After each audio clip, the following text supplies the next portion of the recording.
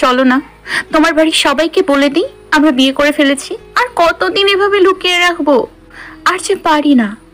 কথাটা বলি হাউমাউ করে কেঁদে দেয় তনু। পাশেই ঠাই হয়ে দাঁড়িয়ে আছে রূপ। এই মুহূর্তে তনুকে ঠিক কি বলবে বুঝতে পারছে না সে। আজ দিয়ে তাদের বিয়ের 93তম দিন পূর্ণ হলো। তনু আমি বলবো, কিন্তু তারপর। কথাটা শেষ করার আগেই হঠাৎ সিঁড়ি দিয়ে কারো উপরে আসা শব্দ পেয়ে তনু চোখ মুছে রূপের পাশ থেকে সরে গিয়ে ছাদের ওপর পাশে চলে যায়। উদ্দেশ্য হাতে করে আনা কাপড়গুলো মেলতে হবে। এদিকে রূপ সেখানেই ঠাই দাঁড়িয়ে আছে। একটু পরেই ছাদে প্রবেশ করে রূপের বড় ফুপি আঞ্জুয়ারা বানু। রূপকে এই ভর দুপুরে ছাদে দেখে একটু মুচকি হাসেন তিনি। তখন বোধহয় বেলা 2:45। আঞ্জুয়ারা বানু রূপের কাছে গিয়ে গালে মুখে হাত বুলিয়ে জিজ্ঞেস করে, কিরে রূপ, একটু আগেই না তুই খাবার খেলি, এখন আরাম না করে এই ভর দুপুরে ছাদে কি করছিস? এত রোদে তো তোর শরীর খারাপ করবে। কথাটা বলেই পাশে তাকাতে দেখে মেলানো কাপড়ের আড়াল থেকে তনু বেরিয়ে আসে ভেজা সপসপে গায়ে। তনুকে দেখেই যেন মেজাজটা খারাপ হয়ে গেল। হ্যাঁ রে তনু, সামান্য কটা কাপড় কেচে এত সময় লাগে? বেলা তো গড়িয়ে গেল। তনু ছোট্ট করে উত্তর দেয়, এই তো হয়ে গেছে মা। আঞ্জুয়ারা আর কোনো কথা বলে না, রূপকে নিয়ে নিচে চলে যায়। রূপ যাবার আগে অবশ্য তনুকে বলে গেছে তাড়াতাড়ি গোসল করে নিতে, এভাবে বেজা গায়ে বেশি সময় থাকলে শরীর খারাপ করবে। রূপ আর আঞ্জুয়ারা চলে যেতেই তনু সেখানে দাঁড়িয়ে আকাশের দিকে তাকায়। ঘন কালো মেঘ তখন সূর্যটাকে একটু একটু করে গ্রাস করছে। সারা আকাশ মেঘে ঢেকে যাচ্ছে, বোধহয় আবার বৃষ্টি নামবে। অতীতে ডুব দেয় তনু। তনুর ভালো নাম তনয়া মির্জা, তবে এটা তার বাবার বাড়ি না, নানা বাড়ি। আঞ্জুয়ারা বানু তার মা, আর রূপ তার বড় মামার একমাত্র ছেলে। আঞ্জুয়ারা বানুরা 3 ভাই বোন। সে মেজ আর রূপের বাবা সবার বড়। ছোট এক ভাই আছে, তবে সে প্রবাসী। তবে তার বউ আর 2 মেয়ে মেঘা আর মিশু এই বাড়িতেই থাকে। বড় মেয়ে মেঘা কলেজে হোস্টেলে আছে, আর তনুর ছোট মামি ছোট মেয়ে মিশুকে নিয়ে বাপের বাড়ি গিয়েছে। এই বাড়ির বর্তমান হর্তাকর্তা আঞ্জুয়ারা বেগম। তাকে সবাই মোটামুটি ভয় পেয়ে চলে। রূপের বাবা রওশন চৌধুরী অনেক বছর আগেই মারা গিয়েছে একটা অ্যাক্সিডেন্টে। আঞ্জু বলতেই তিনি একগাল ভাত বেশি খেতেন। মনের উপর তার ছিল অগাধ বিশ্বাস আর অসীম ভালোবাসা। তাই ব্যবসা আর পরিবারের সব দায়িত্ব তাকেই দিয়ে গিয়েছে। রওশন চৌধুরী মারা যাওয়ার পর ব্যবসার সব দায়িত্বের সাথে গোটা পরিবারের দায়িত্ব তিনি নিজের কাঁধে তুলে নেন। একা হাতে সামলে নেন এই গোটা পরিবারটাকেই। খুব ছোটবেলায় তনুর বাবাও মারা যায়। তনুর তো ঠিক মনেও নেই কি হয়েছিল তার বাবার। মাও তাকে কিছু বলেনি, তবে জ্ঞান হওয়ার পর থেকে সে এখানেই মানুষ। তবে কোনো এক কারণে তার মা তাকে ভালোবাসে না, একদম ভালোবাসে না। এইসব কথা ভাবতে ভাবতে চোখ দিয়ে জল গড়িয়ে পড়ে মনের অজান্তেই। আজকাল বড্ড কষ্ট হয় তার। এসব ভাবতে ভাবতে গোসল শেষ করে বেরিয়ে আসে। এখন গন্তব্য ড্রয়িং রুম। দুপুর তখন 3:25। দুপুর খাবারটা খেতে হবে।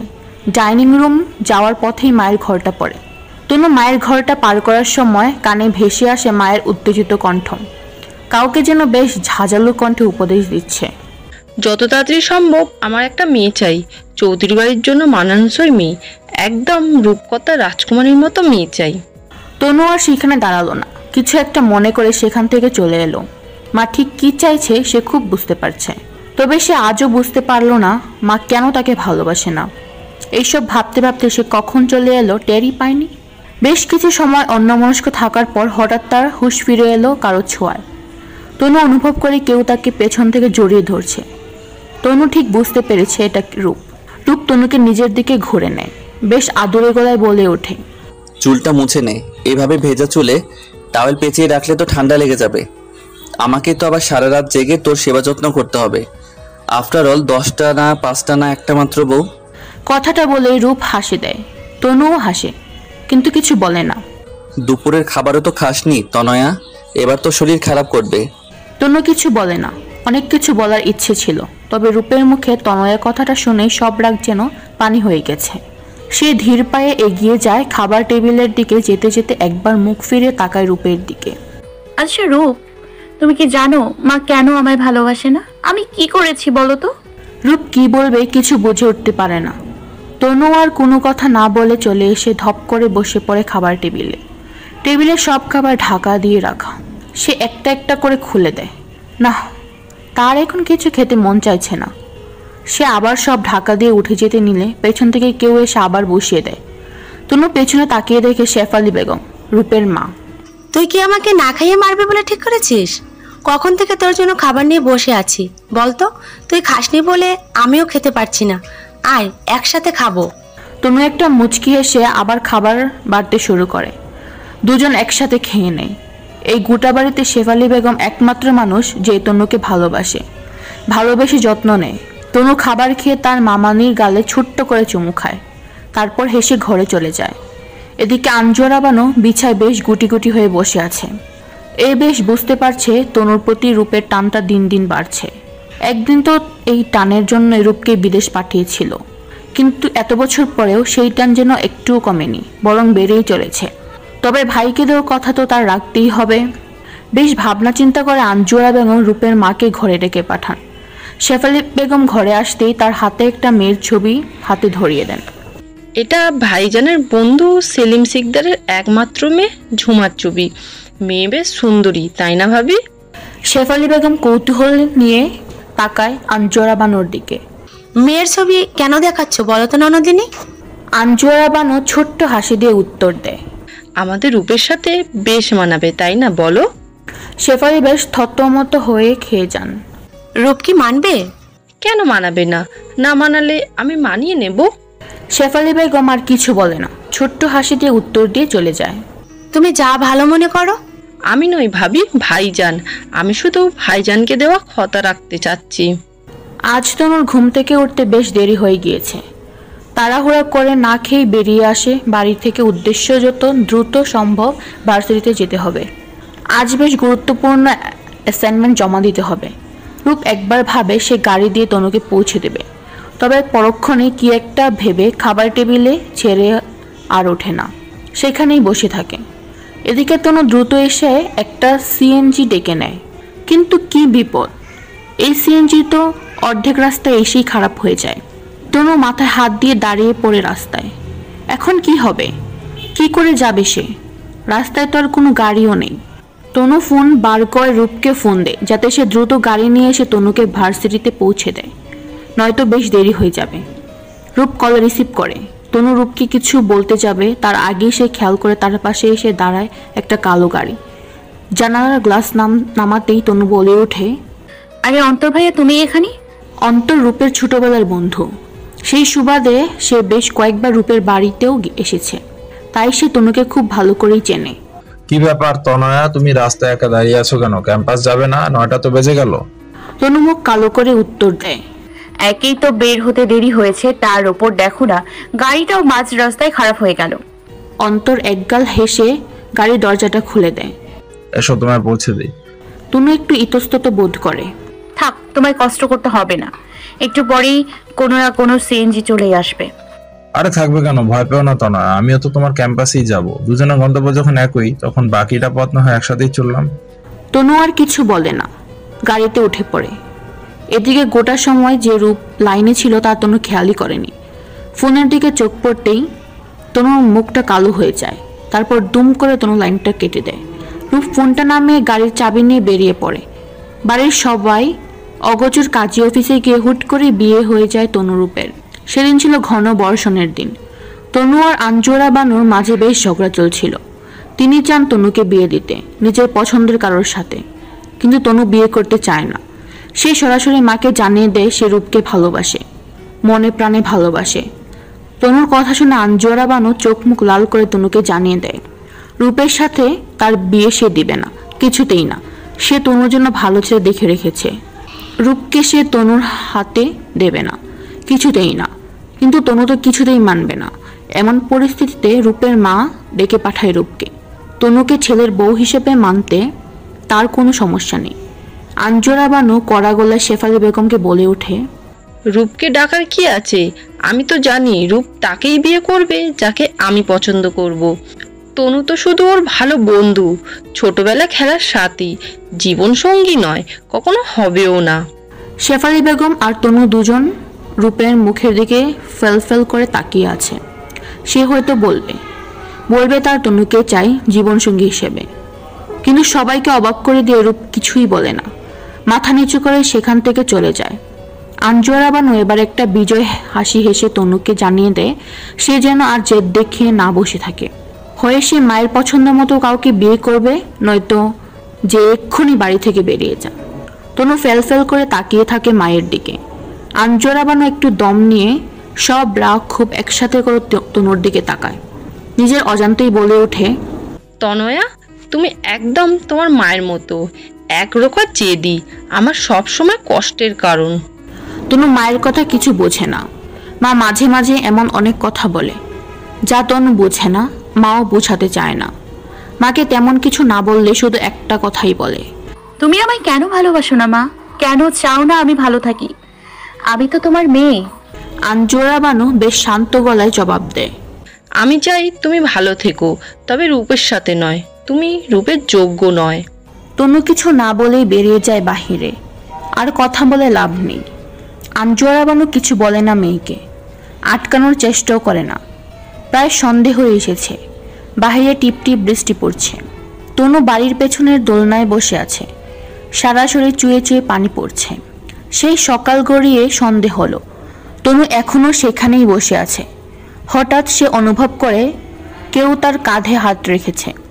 তনু উঠে দাঁড়িয়ে পেছন ফিরতেই দেখে রূপ দুম করে তনুকে জড়িয়ে ধরে। তনুকে কিছু বলতে না দিয়ে সে বলে ওঠে, আমাকে বিয়ে করবি তনয়া? আমি তোর সাথে থাকতে চাই, সারা জীবন থাকতে চাই। তনু রূপের গালে হাত রেখে রূপকে জিজ্ঞেস করে, আমার ভালোবাসো? রূপ একটু থেমে উত্তর দেয়, তোর ভালোবাসায় যে আমাকে বড্ড পোড়াবে।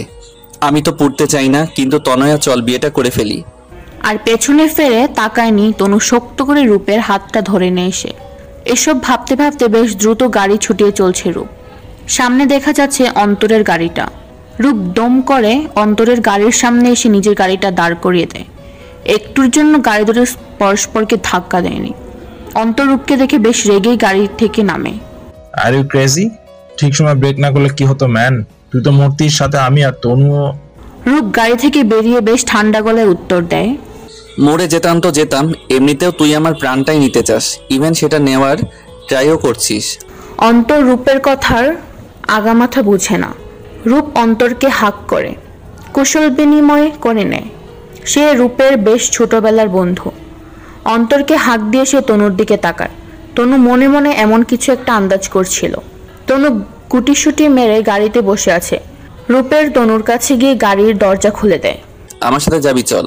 থাক না, তুমি আবার কেন কষ্ট করবে? আমি আর অন্তর ভাইয়া যাই, আর তো একটুখানি রাস্তা আছে। মাঝে অন্তর বেশ বিরক্তির সাথে বলে ওঠে, আর আশ্চর্য তো, আমি তনুকে নিয়ে পালিয়ে যাবো নাকি? ক্যাম্পাসেই তো যাবো। তুই কেন যাবি? Surprise bro. রূপ বেশ বিরক্তির সাথে উত্তর দেয়, তোর সারপ্রাইজ তোর কাছে রাখ, আমি চললাম। রূপ কিছুটা রেগে ধমকে দেয় তনুকে, কারণ তনু এখন গাড়ি থেকে বের হচ্ছে না। তনু কিছু না বলে হাসে, শুধু হাসে। অন্তর রূপের কাজে বেশ বিরক্ত হয়। রূপ কেন যে তাকে তনুর আশেপাশে ঘেঁষতে দেয় না তা সে বোঝে না, একদম বুঝে না। সব ভাইয়ারা বোধহয় এমনই হয়। কথা বলে অন্তর মনে মনে হাসে। রূপ আর তনু পাশাপাশি গাড়িতে বসে আছে। রূপ ড্রাইভ করছে আর তনু তাকিয়ে আছে রূপের দিকে। রূপ একরকম বিরক্ত হয়ে তনুকে জিজ্ঞেস করে, কি দেখছিস? ভালোবাসি। কাকে? কি বলো আবার, কাকে? তোমাকে। রূপ কিছু বলে না। কি হলো বলো না একবার, তুমি আমায় ভালোবাসো? তনুর মন খারাপ হয়ে যায়। জন্মের পর থেকে সে রূপকে দেখেছে। সব আকর্ষণ, ভালো লাগা, মন্দ লাগা সবটা রূপকে ঘিরেই ছিল। তবে রূপ কখনো নিজেকে উজাড় করে দেয়নি তনুকে। দুজনেই চুপ। হুট করেই তনু খেয়াল করে রূপ তাকে তার ক্যাম্পাসে নিয়ে যাচ্ছে না। এই রাস্তা তো তার ভার্সিটির রাস্তা নয়। কোথায় যাচ্ছি আমরা? বলবে তো কোথায় যাচ্ছি? ক্লাসে যাব না আমি? আমার তো ইম্পর্টেন্ট। রূপ তনুকে কিছু বলতে না দিয়ে বলে ওঠে, তনয়া, আমি যদি তোকে গোটা পৃথিবীর থেকে আলাদা করে নিজের কাছে রাখতে চাই, তুই কি আসবি আমার সাথে? তনু মুচকি হাসে। রূপের গাড়ি একবারে থামে একটা রেস্টুরেন্টের সামনে। রূপ তনুকে ভেতরে বসিয়ে খাবার অর্ডার করে দেয়। তনু যে সকালে কিছু খায়নি তা তার বেশ মনে আছে। তনু খাবারটা মুখে নেবে, তখনই রূপের ফোনে কল আসে আঞ্জুয়ারা বানুর। রূপ ফোনটা ধরতেই তিনি বেশ উত্তেজিত বলে ওঠে, রূপ তাড়াতাড়ি বাড়ি চলে আয়, কে এসেছে দেখ, এবার বোধহয় আমার মনের আশা পূর্ণ হবে। রূপ ভ্রু কুচকে প্রশ্ন করে, কে এসেছে মামুনি? এক্ষুনি বাড়ি আয় প্লিজ বাবা, দেরি করিস না। তনু খাবারটা একবার মুখে নিয়ে প্লেটে রেখে দেয়। বাড়ি চলে যাও, আমার কথা ভাবতে হবে না, আমি বন্ধুর বাড়ি চলে যাব। আর হ্যাঁ, আমি একাই চলে যাব, পৌঁছে দিতে হবে না, তাতে দেরি হয়ে যাবে। রূপ শুধু অসহায় দৃষ্টিতে তনুর দিকে তাকিয়ে আছে। তনু রূপকে কিছু না বলে রেস্টুরেন্ট থেকে বেরিয়ে আসে। তার ভীষণ কান্না পাচ্ছে। সে জানতো মায়েরা পৃথিবীর সব সুখ সন্তানকে উজাড় করে ঢেলে দেয়, কিন্তু তার মাঝে শুধু তাকে কষ্টই দিয়ে গেল, শুধুমাত্র কষ্ট। বাড়িতে বিয়ে বিয়ে সাজ, বাড়ি ভর্তি লোকজন। রূপ তখন তনুকে একা একা বন্ধুর বাড়িতে যেতে দেয়নি। একবার সঙ্গে নিয়ে ভার্সিটিতে যায়, অ্যাসাইনমেন্টটা জমা দিয়ে সঙ্গে করে নিয়ে বাড়ি ফেরে।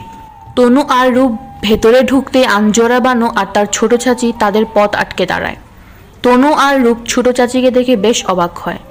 তার তো আর বেশি কিছুদিন পর ফেরার কথা ছিল। সে বাপের বাড়ি গিয়েছিল তার বড় ভাইয়ের মেয়ের বিয়ে উপলক্ষে, হঠাৎ আজই ফিরে এলো। তনু আর রূপকে কিছু না বলতে দিয়ে তিনি একা একাই বলে ওঠেন, নিজের বাড়ির বিয়ে দেখে কি আর অন্যের বাড়ি বিয়ে খেয়ে বেড়াবে? আগে তো নিজের সংসারে কাজ সারাবি, পরে না হয় বাবার সংসারের কাজ। তাকে কথার মাঝে থামিয়ে দেয় আঞ্জুয়ারা বানু। ধমকের সুরে বলে ওঠেন, তনুকে ঘরে নিয়ে যা তো, কথা তো পরেও বলা যাবে, আগে তো সব ঠিকঠাক হোক। খাটের ওপর সব রাখা আছে, একটু সাজিয়ে গুছিয়ে নিয়ে আসিস, আর কোনো সমস্যা হলে আমাকে ডাকবি। কথাটা বলেই তিনি রূপকে টেনে নিয়ে যায় ড্রয়িং রুমে, আর তনুকে নিয়ে যায় তার ছোট চাচি। রূপ আর তনু বাড়ির ভেতরে পা দিতেই খেয়াল করে অন্তর এসেছে। অন্তর একা নয়, অন্তরের বাবা মা, বড় ভাই, ভাবি আর সঙ্গে তার দাদিও এসেছে। একরকম অন্তরের গোটা পরিবার উপস্থিত। রূপকে আঞ্জুয়ারা বানু ড্রয়িং রুম তাদের সামনে একটা সোফায় বসতে দেয়। শেফালি বেগম সবাইকে নাস্তা দিচ্ছিল। রূপ একটু অবাক হয়, তবে নিজেকে কিছুটা সামলে নিয়ে অন্তরের বাবা মাকে সালাম দেয়। আসসালামু আলাইকুম আন্টি আঙ্কেল, কেমন আছেন আপনারা? তারা দুজনেই সালাম নেয়। অন্তরের মা বেশ আদুরে কণ্ঠে জবাব দেয়, হ্যাঁ রে রূপ, তুই কি আমাদের ভুলে গেলি? আগে কত আসতিস বলতো, এখন তো খোঁজও নিস না। রূপ ছোট্ট একটা হাসি দিয়ে অন্তরের দাদির পাশে গিয়ে বসে পড়ে। দাদির হাত চেপে ধরে। কি সুইট 16 কেমন আছো? অন্তরের দাদি রূপের গালে মাথায় হাত বুলিয়ে দেয়। তোমার মতো বর ছাড়া কিভাবে ভালো থাকি বলো তো? তাই তোমার মার সাথে কথা বলতে এসেছি। তোমার মা আর মামুনি অনুমতি দিলেই ভাবছি আজই শুভ কাজ সেরে নেব, তোমাকে বিয়ে করে নিয়ে যাব। কি গো বরমহাশয়, তুমি কি রাজি এই বুড়োকে বিয়ে করতে? এবার রূপের সাথে সাথে সবাই হেসে ওঠে। খুব রাজি। তোমার মতো সুইট বউ পেলে রাজি না হয়ে কি পারা যায়? রূপ বেশ সিরিয়াস ভঙ্গিতে অন্তরকে জিজ্ঞেস করে, কিরে অন্তু, হঠাৎ তো এইভাবে, কোনো সমস্যা হয়েছে? অন্তর মুচকি হাসে। কেন, কোনো সমস্যা ফেলে দিলাম নাকি? না তেমন কিছু না, হঠাৎ এভাবে এলি তাই আর কি। বলেছিলাম না সারপ্রাইজ আছে। মানে কিসের সারপ্রাইজ? তুই তো মাঝে মাঝে বোনের প্রোটেক্টিভ ভাই হয়ে যাস, তাই ভাবছিলাম এবার বাইরের লোক থেকে সোজা পার্মানেন্ট লাইসেন্সটা ধারী ঘরের লোক হয়ে যাই, যাতে করে তুই আর মাঝ রাস্তায় হিরো হিরোইনের মাঝে ভিলেন হয়ে না যাস। ওই যাকে বলে কাবাব মে হাড্ডি হ্যায়। কথাটা বলে সে হেসে ওঠে। আঞ্জুয়ারা বানু মাঝেই বলে ওঠে, আসলে অন্তরের মা বাবা অনেক আগেই অন্তর আর তনুর বিয়ের ব্যাপারটা বলেছিল আমায়। তাদের তনুকে বেশ পছন্দ অন্তের জন্যে। আমিও বলেছিলাম আর কয়েকটা দিন যাক। আজকে হঠাৎ আবার বললো, আমিও আর না বললাম না। শুভ কাজে বেশি দেরি করতে নেই। কিন্তু মামনি, রূপ, অন্তরকে তো ছোটবেলা থেকেই দেখছি, চেনা পরিচিত এমন একটা ভালো ছেলে। অন্তর চাকরি পেয়েছে তনুর ভার্সিটিতে। দুইজনের চোখের সামনে থাকবে, মিলমিশও হয়ে হবে না, বলার প্রশ্নই ওঠে না। রূপ কিছু বলতে গিয়েও থেমে যায়। সেখান থেকে উঠে সোজা তনুর রুমে যায়। তনু বিছানায় বসে কাঁদছে, আর রূপের ছোট চাচি বারবার তনুকে বোঝানোর চেষ্টা করছে যাতে সে রাজি হয়ে যায়। এমন গো ধরে না থেকে তাড়াতাড়ি তৈরি হয়ে নেয়। রূপ চাচিকে বাহিরে যেতে বলে। তিনিও সেখান থেকে চলে যান, কারণ সে জানে তনু বাড়িতে কারোর কথা না শুনলেও রূপের কথা ঠিকই শুনবে। ছোট চাচি বের হতেই তনু রূপের বুকে আছড়ে পড়ে। সে কাঁদছে, হাউমাউ করে কাঁদছে। এখন কি হবে? রূপ কিছু বলছে না, চুপ করে আছে। চলো না আমরা সবাইকে বলে দিই, আমরা তো অলরেডি বিয়ে করেই ফেলেছি, আমি কিভাবে আবার অন্তর ভাইকে বিয়ে করতে পারি? রূপ চুপ করে আছে। তনু আবারও রূপকে জড়িয়ে ধরে, শক্ত করে জড়িয়ে ধরে। আমি তো তোমায় সত্যিকারের ভালোবেসেছি, এভাবে কি করে ভুলে যাব তোমায়? চলো না পালিয়ে যাই সবকিছু থেকে দূরে। কথার মাঝে আগমন ঘটে আঞ্জু আর বানুর। তিনি বেশ হুঙ্কারের সাথে তনুকে বলে রূপকে ছেড়ে দেওয়ার জন্য। তনু এখনো রূপকে ধরেই রেখেছে। সে তো কোনো কিছুরই পরোয়া করে না, তার তো শুধু রূপকেই চাই। তবে রূপ নিজেকে সামলে নিয়ে তনুকে নিজের থেকে ছাড়িয়ে এনে আঞ্জুরা বানু রূপকে নিচে যেতে বলে। অন্তরের পরিবারকে সামলাতে হবে, আজ তারা তো এই বাড়ির মেহমান। এইসব খেয়াল রূপকেই রাখতে হবে, কারণ বর্তমানে রূপই এই বাড়ির একমাত্র পুরুষ মানুষ। সব দায়িত্ব তো তাকেই নিতে হবে। রূপ মামনির কথার কোনো প্রতিবাদ করে না, সেখান থেকে চলে যেতে থাকে। তবে যাওয়ার আগে তনুকে বলা তার শেষ কথা ছিল, তনয়া আমায় বিশ্বাস করিস? রূপের কথায় তনুর মুখে হাসি ফুটলে ও আঞ্জুরা বানু বুকটা যেন ধক করে ওঠে। তবে কি রূপ বদলে যাচ্ছে? সব কি তার হাতের বাইরে চলে যাবে? আঞ্জুরা বানুর ভাবনায় ছেদ ঘটে তনু বলে ওঠে, মা কেন তুমি আমায় ভালোবাসো না? তিনি বেশ বিরক্তের সাথে বলে ওঠে, বারবার এক কথা বলো না তো, যাও মুখ হাত ধুয়ে আসো। আজ আমি নিজে তোমায় সাজিয়ে দেব। তুমি তো আমারই মেয়ে, আর আমি তোমার মা। আমি রূপকে ভালোবাসি। রূপ তোমায় ভালোবাসে না। মা প্লিজ। তনু, এটা আবেগ। রূপ যা করছে সব আবেগের বশে করছে, এর থেকে বেশি কিছু নয়। তনুর মাথায় হুট করে যেন গরম হয়ে গেল। বেশ জোর গলায় বলতে ইচ্ছা করছে, একজন প্রাপ্তবয়স্ক মানুষ কি শুধু আবেগের বশেই কাউকে বিয়ে করে নিতে পারে? না, পারে না। আবেগ, মায়া, ভালোবাসা সবকিছু মিলেই তো একটা মানুষ আর আরেকজন মানুষকে নিজের জীবনে আমন্ত্রণ জানায় জীবনসঙ্গী হিসেবে। রূপ তাকে নিজের জীবনে জায়গা দিয়েছে, স্ত্রী হিসেবে গ্রহণ করেছে। এটা কি করে শুধু আবেগ হয়? এটা কি ভালোবাসা নয়? তবে তনু কিছু বলতে পারছে না। আঞ্জুরা বানু তনুর এত শত ভাবনার মাঝে বলে ওঠে, কি ভাবছো? রূপ কি কখনো তোমায় নিজের মুখে বলেছে তোমায় ভালোবাসে? না তো, তাহলে? তনু মাথা নিচু করে আছে। সত্যি রূপ কখনো তাকে বলেনি সে তনুকে ভালোবাসে। তবে সব ভালোবাসার কথা কি মুখ দিয়ে বলতে হয়? তিনি এবার বেশ শান্ত গলায় বলেন, তনয়া, আমি তোমায় বলছি, যাও তৈরি হয়ে নাও। এখানে আমার আর এই পরিবারের সম্মান জড়িয়ে আছে। কোনো সিক্রেট করো না। আমি কথা দিচ্ছি, আজই কোনো সিদ্ধান্ত নেব না। সময় দেবো তোমাকে, নয়তো আমি তোমায় জোর করব। আর তুমি তো জানো রূপ আমার মুখের ওপর কথা বলে না। যাও। তনুকে সাজিয়ে গুছিয়ে নিচে আনা হয়েছে অন্তরের পরিবারের সামনে। তারা অবশ্য তনুকে আগে থেকেই পছন্দ করেন। সবচেয়ে বড় কথা, অন্তর চায় তনুকে, তাতে তার পরিবারেরও কোনো আপত্তি নেই।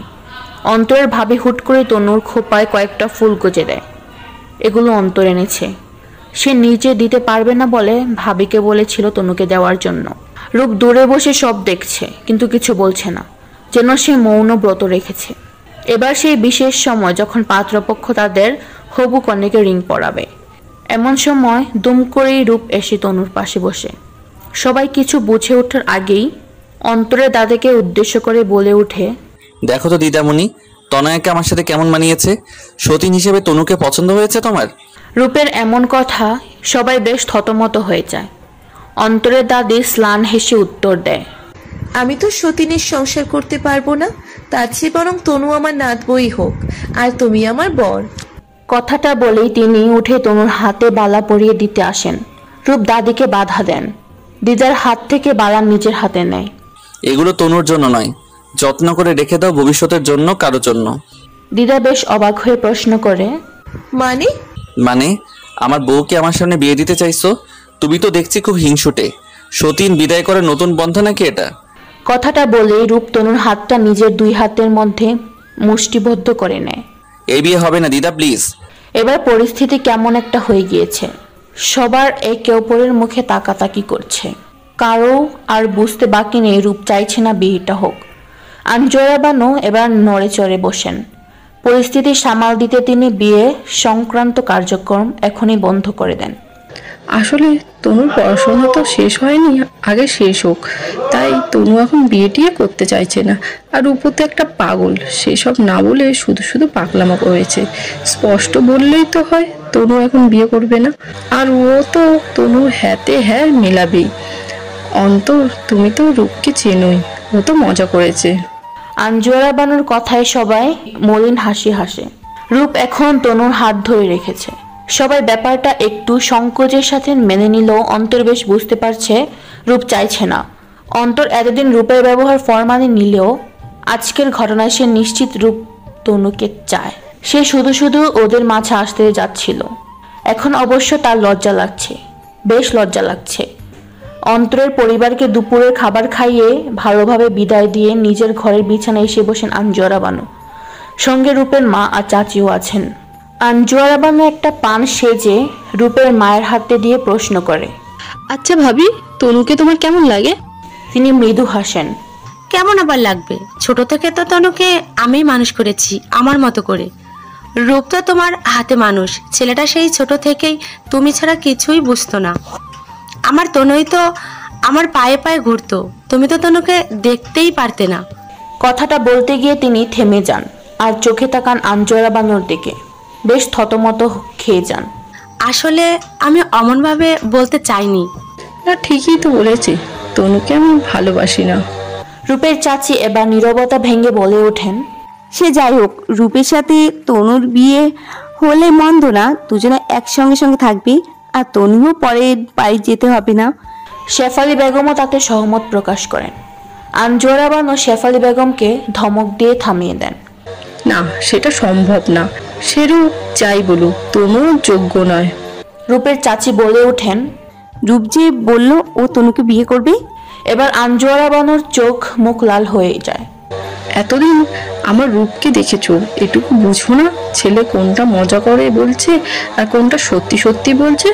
রূপ হয়তো তনুকে পছন্দ করে, কিন্তু আমাকে না জানিয়ে বিয়ে অসম্ভব। শেফালি বেগমের মুখটা মলিন হয়ে যায়। তিনি আজ অবধি বুঝতে পারলেন না তার ননদকে। তার যে তনুর উপর কিসের এত রাগ তিনি বুঝতে পারেন না। তবে তিনিও মনে মনে চান রূপ আর তনুর বিয়েটা হোক। সন্ধ্যায় রূপ ছাদে বসে স্মোক করছিল, অতিরিক্ত টেনশন থেকে মুক্তির পথ। তনু কোথা থেকে এসে রূপকে পেছন থেকে জড়িয়ে ধরে। রূপ সিগারেটটা ফেলে দেয়। আমার এখন তোমায় চুমু খেতে মন চাইছে, তবে খাবো না। রূপ তনুকে ছাড়িয়ে নেয়, চোখে মুখে চিন্তার ছাপ। তনু একটু অপ্রস্তুত হয়ে যায়। কি হয়েছে, কি এত ভাবছো? মামনিকে সবটা বললে কেমন রিয়েক্ট করবে বুঝতে পারছি না। মা বোধহয় খুব রাগ করবে। মামনি কিছু খুব কষ্ট পাবে। কি কিছু না। হুট করে বিয়ে করাটা বোধহয়। রূপ থেমে গিয়ে আর চোখে তনুর দিকে তাকায়। আফসোস হচ্ছে তো, আফসোস করে লাভ নেই। কেন? কেন আবার? তোমাকে বিয়েটা তো করেই নিয়েছি, এখন ভাবছি 2-4টা বাচ্চা কাচ্চা নিয়ে নেব, তাতে তো মার আফসোস 2 গুণ 3 গুণ হয়ে যাবে। তারপর একেবারে বাচ্চা কাচ্চা সহ মায়ের কাছে গিয়ে বলে দিব আমরা চুপি চুপি বিয়ে করে নিয়েছি, বাচ্চাও নিয়ে ফেলেছি। এবার রূপ আর তনু দুজনেই হেসে দেয়। তাদের হাসি থেমে যায় কারোর পায়ের শব্দে। কেউ যেন উপরে আসছে। রূপ আর তনু দুজনেই একটু দূরত্ব নিয়ে দাঁড়ায়। আঞ্জুয়ারা বানু এসেছে। তিনি এসে তনুকে নিচে যেতে বলেন, রূপের সাথে একা কথা বলবেন। তনু যেতে চায় না, সেও শুনতে চায় মা কি বলবে। তবে তিনি তনুকে একটা ধমক দিয়ে নিচে পাঠিয়ে দেয়। তনু মাকে একটা ভেঙচি কেটে নিচে চলে যায়। রূপের তনুকে দেখে ভীষণ হাসি পেলেও আঞ্জুয়ারা বানুর সিরিয়াস মুখ দেখে আর হাসে না। তিনি রূপকে ছোট্ট করে প্রশ্ন করেন, কেন করলি এমন? কেমন? অন্তরের পরিবারের সামনে যা করলি, তাতে কি আমার মুখ ছোট হলো না? সত্যি তো বললাম। কোনটা সত্যি? আমি তনুকে ভালোবাসি, এটাই সত্যি। এবার আঞ্জুয়ারা বানুর বুকটা ধক করে ওঠে। রূপ স্বভাবত খুবই চাপা। তার আবেগ অনুভূতি সে খুব কম প্রকাশ করে। ওই তো কিছু মানুষ হয় না যাদের বুক ফাটে তবুও মুখ ফোটে না। রূপ ঠিক তেমন ধাঁচের মানুষ। রূপ যে কখনো এভাবে তনুকে ভালোবাসার কথা বলবে তা তিনি কল্পনাতেও ভাবেননি। তিনি নিজেকে একটু সামলে নিয়ে রূপের মাথায় হাত রেখে একটু আদর করে দেয় রূপকে। আমি চাই না তনুর সাথে তোর সম্পর্ক গড়ে উঠুক, আমি সত্যি চাই না। আমি তনুকে বিয়ে করেছি মামনি। রূপের এমন কথাটিও তিনি কোনো রিয়াক্ট করেন না। বেশ শান্ত গলায় রূপকে বলে, আমি জানি তুমি এমন কিছু করবে না, তোমাকে আমি জানি, চিনি, বুঝি। তনুকে নিয়ে অনেক কমপ্লিকেশন আছে, তুমি ওর সাথে ভালো থাকবে না রূপ। মামনি প্লিজ। তোমার বাবাও কখনো চায়নি তনুর সাথে তোমার বিয়ে হোক, তনুর রক্তে দোষ আছে, সে তোমার যোগ্য নয়, কোনোভাবেই নয়। তোমার বাবাকে দেওয়া কথা আমাকে রাখতে হবে। তোমার বাবাকে কথা দিয়েছিলাম আমি মরা পরেও শান্তি পাবো না। এমন কিছু করো না বাবা। রূপ আর কিছু বলতে পারছে না। তিনিও আর কিছু বলেন না, নিচে চলে আসেন। তনু আড়াল থেকে বেরিয়ে আসে। সে এতক্ষণ লুকিয়ে ছিল দেওয়ালের আড়ালে। তনু ছুটে এসে রূপকে জড়িয়ে ধরে। এক্ষুনি হসপিটালে যাব, চলো। কেন হাসপাতালে কেন? শরীর খারাপ লাগছে? আরে না, রক্ত পরীক্ষা করাতে। তাতে বোঝা যাবে আমার রক্তে কোনো ইনফেকশন আছে কিনা, যেটা তোমার কাছে পার হতে পারে। ধ্যাত, চলো না, মা তো এই ভয়েই তোমাকে আমার থেকে দূরে দূরে। তনয়া আমার বিশ্বাস করিস? করিস না? করি তো। একটা কথা মনে রাখবি, এই পৃথিবীর সব থেকে খারাপ পরিস্থিতিও যদি কখনো তোর জীবনে আসে, সেই পরিস্থিতিতেও আমি তোর সাথে আছি। কখনো ভেঙে পড়বি না। তুমি কত বদলে গেছো। কি? এই যে কত ভালোবাসছো আমায়, আগে বাসতে না। একবার বলো ভালোবাসি। রূপ চুপ করে আছে। বলবে না? বেশ, বলতে হবে না। এরই মাঝে তনু ডাক পড়ে। শেফালি বেগম ডাকছে। নিচে তনু ছুটতে ছুটতে নিচে চলে যায়, আর কিছু বলে না। রূপ ছাদের রেলিং ধরে দাঁড়িয়ে ভাবতে থাকে মামুনির বলা কথাগুলো। মামুনি যে কথাগুলো প্রথমবার বলেছে এমনটা নয়, এর আগেও বলেছে। আঞ্জুয়ারা বানু যখনই তনুর প্রতি রূপের দুর্বলতা অনুভব করত, তখনই তাকে বাধা দিত, বারবার করে বাধা দিত। কিন্তু প্রত্যেক বাধা যেন তনুর প্রতি রূপের আবেগ অনুভূতিগুলোকে আরো তীব্র করে তোলে। ওই যে হিউম্যান সাইকোলজি, মানুষ নিষিদ্ধ জিনিসের প্রতি আরো বেশি করে আকর্ষণ অনুভব করতে থাকে। রূপও তার ব্যতিক্রম নয়। তনু নিজে এসে দেখেন শেফালি বেগম খাবার টেবিল গুছিয়ে রেখেছে। তনু সেখানে এসে তিনি তনুকে বলেন আদা দিয়ে কড়া করে চা বানাতে।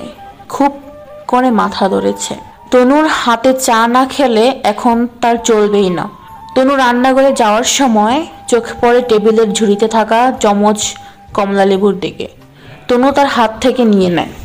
এটা তো আমিই খাবো, তাহলে আমার যমজ বাচ্চা হবে। আচ্ছা, বাচ্চা হলে দুজনই আমার মতো হবে নাকি রূপের মতো?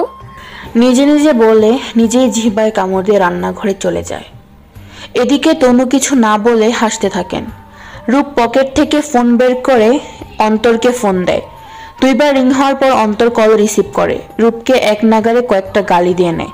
তারপর শান্ত হয়ে প্রশ্ন করে, এবার বল কি চাই তোর? গালি দেওয়া শেষ? কি চাই তাই বল। ক্রাশ তো ভাগিয়ে নিলি। দেখা করতে চাই। কি দরকার? হেল্প লাগবে তোর? পারবো না। ভার্সিটি ক্যাম্পাসে আয়, দেখা করি। পারবো না। তুই না আমার বন্ধু? অন্তর আর রূপ সামনাসামনি বসে আছে কফি নিয়ে।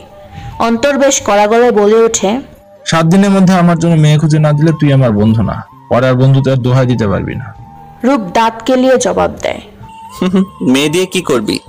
প্রেম করব, বিয়ে করব ভেবেছিলাম। তনুকে নিয়ে সুইডেনে যাব হানিমুনে। শালা তুই সব আশায় পানি ঢেলে দিলি। কল্পনাও করিস না। তাহলে শুধু পানি না, কেরোসিন ঢেলে আগুন লাগিয়ে দিব। ওকে, করছি না। অলরেডি বুকে যে আগুন লাগিয়েছি সেটা আগে নেভানোর ব্যবস্থা কর। এবার মেয়ে খুঁজে দে, বিয়ে করব। রূপ পকেট থেকে ফোন বার করে একটা মেয়ের ছবি আর নাম্বার ধরিয়ে দেয়। মামুনি দেখতে বলেছিল, পটিয়ে ফেল। আমি পৌঁছানোর আগে বিয়ে করে নে, নয়তো দেখা গেল তুই চিরকুমারী থেকে গেলি। কথাটা বলে রূপ হাসতে শুরু করে। অন্তর দাঁত কটমট করতে করতে বলে, এই জন্য ডেকেছিস? আরে না, মজা করছিলাম। আচ্ছা অন্তু, তোদের ভার্সিটিতে সায়েন্স ল্যাব আছে না? আমার কিছু দরকার ছিল, হেল্প করতে পারবি? আরে কবে, আমি কি সায়েন্সের টিচার নাকি? সায়েন্সের সও জানি না, কি হেল্প করব? তাতে কি, টিচার তো। আমার হেল্প চাই মানে চাই। কেমনে কি করবি তা তুই জানিস। কিন্তু হেল্পটা কি? রূপের কপালে বিন্দু বিন্দু ঘাম ঝরছে। কলেজ ক্যান্টিন থেকে বার হতেই রূপ আর অন্তর মুখোমুখি হয় তনু এক বন্ধুর সাথে ক্যান্টিনে ঢুকছে। রূপকে দেখে তনুর মুখটা যতটা ঝলমলে হয়ে উঠেছিল, অন্তরকে দেখে ততটাই মলিন হয়ে ওঠে। লজ্জায় মাথা নিচু করে নেয়। অন্তর ব্যাপারটা বুঝতে পেরে নিজেও লজ্জা পায়, সেখান থেকে চলে যায়। অন্তর চলে যাওয়ার পর তনু রূপের কাছে আছে। আমার বর কি আমাকে চোখে হারাচ্ছে? না তো, আমি তো আজকাল বউ ছাড়া পৃথিবীর সবকিছু চোখে দেখি। তো কি চাই এখানে? আমার যমজ বাচ্চা চাই। ছি, কি নোংরা। যমজ কমলালেবু খেলে তো আর যমজ বাচ্চা হয় না। বাচ্চার জন্য আগে বাচ্চার বাবাকে লাগে। ছি, কি নোংরা। তনু রূপকে মুখ ভেচি করে সেখান থেকে চলে যায়। রূপ চলে যায় অন্তরের পেছন পেছন। কাজটা খুব জরুরি। সন্ধ্যায় আঞ্জুরা বানু একা একা ঘরে বসে আছে। আজ ঘরের আলোটাও জ্বালায়নি। তনু ঘরে এসে অন্ধকার হাতের লাইটটা জ্বালিয়ে দেয়। তুমি ঘর এমন অন্ধকার করে রেখেছো কেন মা? ভালো লাগছে না। তোমার কি মন খারাপ মা? কি চাই তোর? চা করেছি তোমার জন্য, খাবে না? আদা দিয়ে মশলা চা বানিয়েছি, নাও। তিনি আর কিছু বলেন না। তনু মায়ের পাশে বেড সাইড টেবিলটাতে চায়ের কাপ রেখে দেয়। তনু চলে যেতে নিলে তিনি তনুকে পেছন থেকে ডাক দেয়। তনু, এখানে বস। মার হঠাৎ এমন আধুরে কণ্ঠ শুনে তনু বেশ খুশি হয়। একরকম ছুটে গিয়ে মায়ের কাছে বসে। তনু, জানিস আজকে তোর বাবার জন্মদিন। তোর বাবা বেঁচে থাকলে আজকে আমাকে বাইরে নিয়ে যেত ফুচকা খেতে। তনু হাত দিয়ে মাথা চুলকায়। কই, জানি না তো, তুমিও তো কখনো বলনি বাবার জন্মদিন। দিনটা খুব স্পেশাল ছিল একটা সময়। এখন নেই। তিনি তনুর দিকে তাকান। তুই দেখতে বাবার মতো হলেও স্বভাবগুলো একদম মায়ের মতো হয়েছে।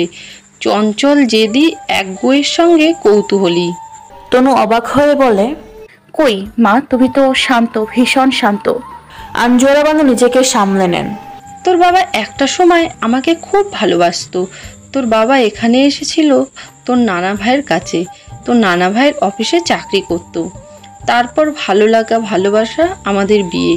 বড় ভাইজান অবশ্য বিয়েটা একবারের বিপক্ষে ছিল। আমি তো তোর মধ্যে জেদি ছিলাম। সবার বিপক্ষে গিয়ে তোর বাবাকে বিয়ে করেছিলাম। তনু মুচকি হেসে উত্তর দেয়, তারপর আমাকে পেয়ে বড় মামাও হয়তো খুশি হয়ে যায়। তারপর তুই নোস, তারপর আমার ব্যর্থতা। আমি কেন নই? গল্পে তো এমনটাই হয়। জীবন গল্প নয়, পৃথিবীর সবচাইতে কষ্টের মুহূর্তগুলো হলো ভালোবাসার মানুষের কাছে হওয়া অবহেলার সময়গুলো। আর সেই সময়টাই তো তুই। আঞ্জুরা বানু তনুকে চলে যেতে বলেন। তনু আলো নিভিয়ে নিচে চলে আসে। আজ সকাল থেকে বাড়িতে ভালো মন্দ রান্না চলছে।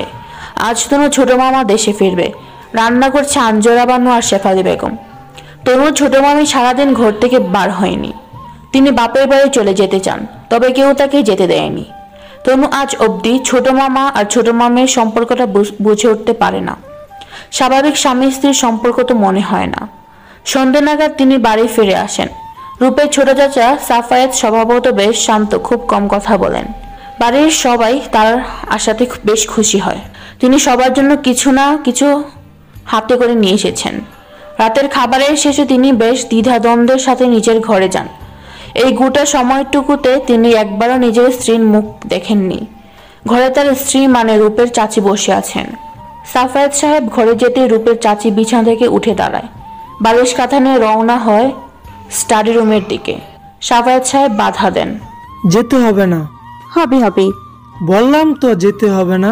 হবে হবে। এত অভিমান করতে নিয়ে নিল। ভালো তো বাসেন না, মানবিমানের পরোয়া করছেন কেন? দরকার নেই। দরকার আছে, আমার দায়িত্ব তুমি। শুধু দায়িত্ব? বিয়ে 8 বছর হতে চললো। সংসার কি জিনিস বুঝলাম না। না পেলাম স্বামীকে, না পেলাম সন্তানের সুখ। এমন জীবন কোনো মেয়ে চায় শুনি?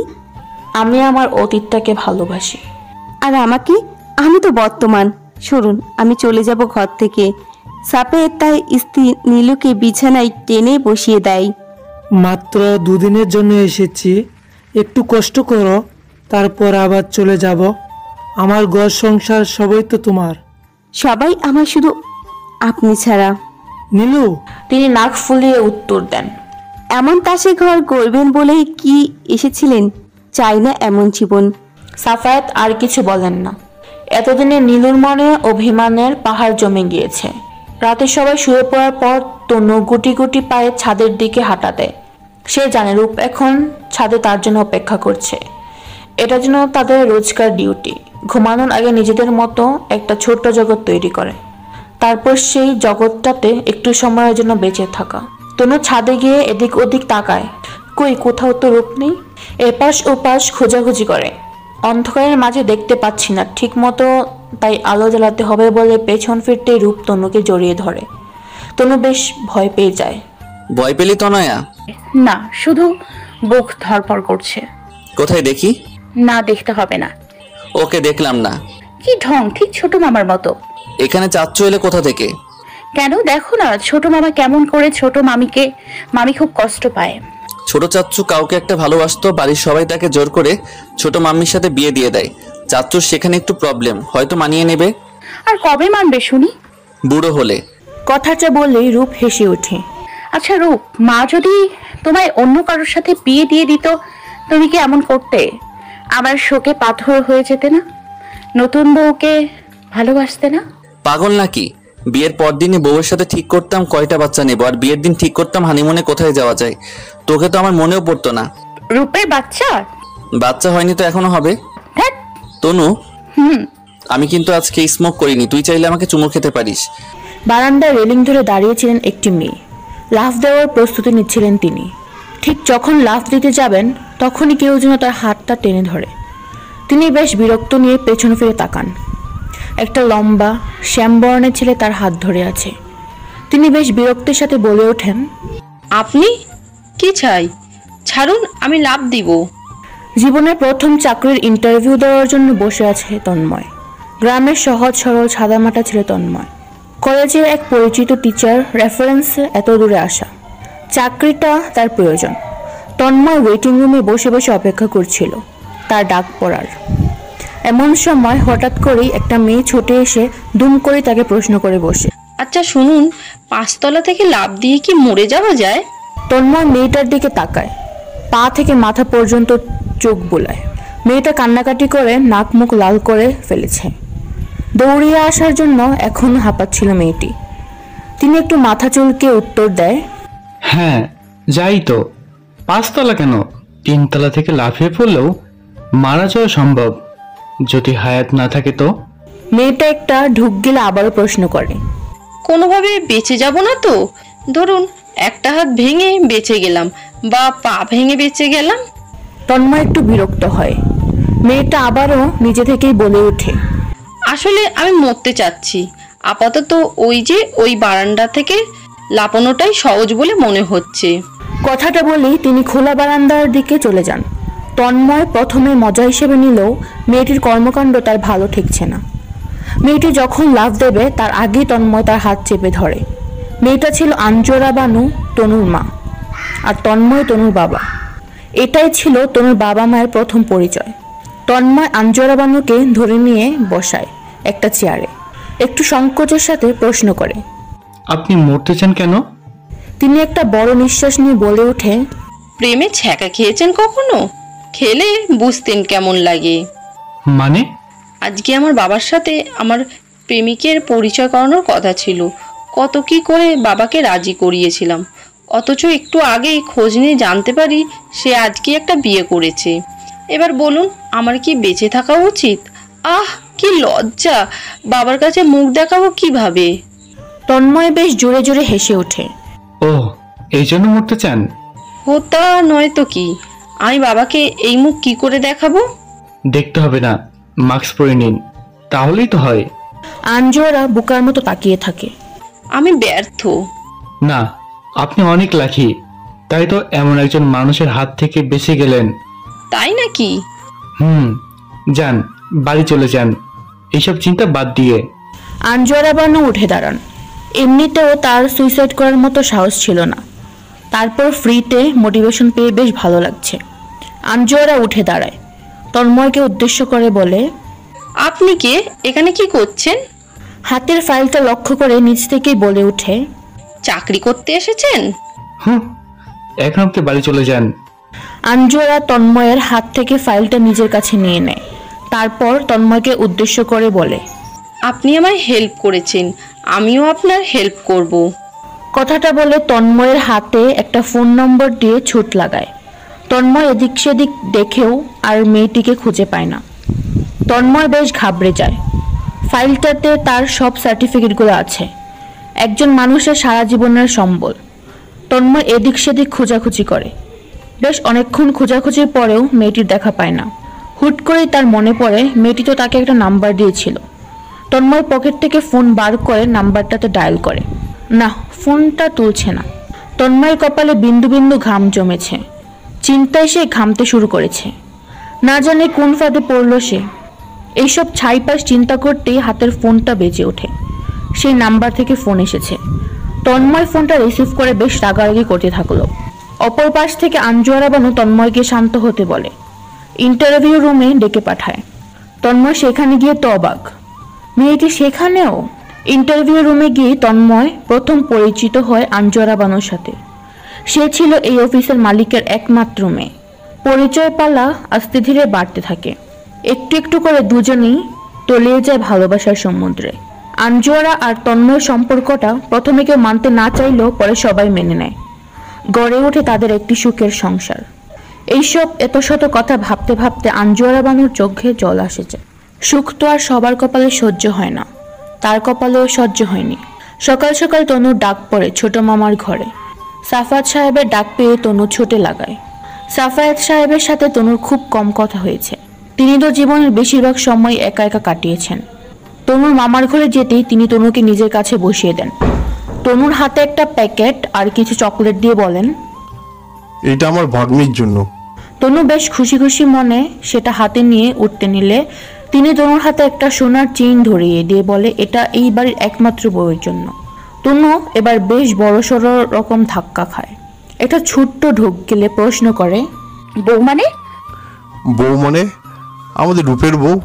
তনুর মনের মধ্যে লজ্জা আর ভয় দুটিই কাজ করছে। তিনি তনুকে শান্ত করে বলেন, আমি সব জানি, ভয় পাস না।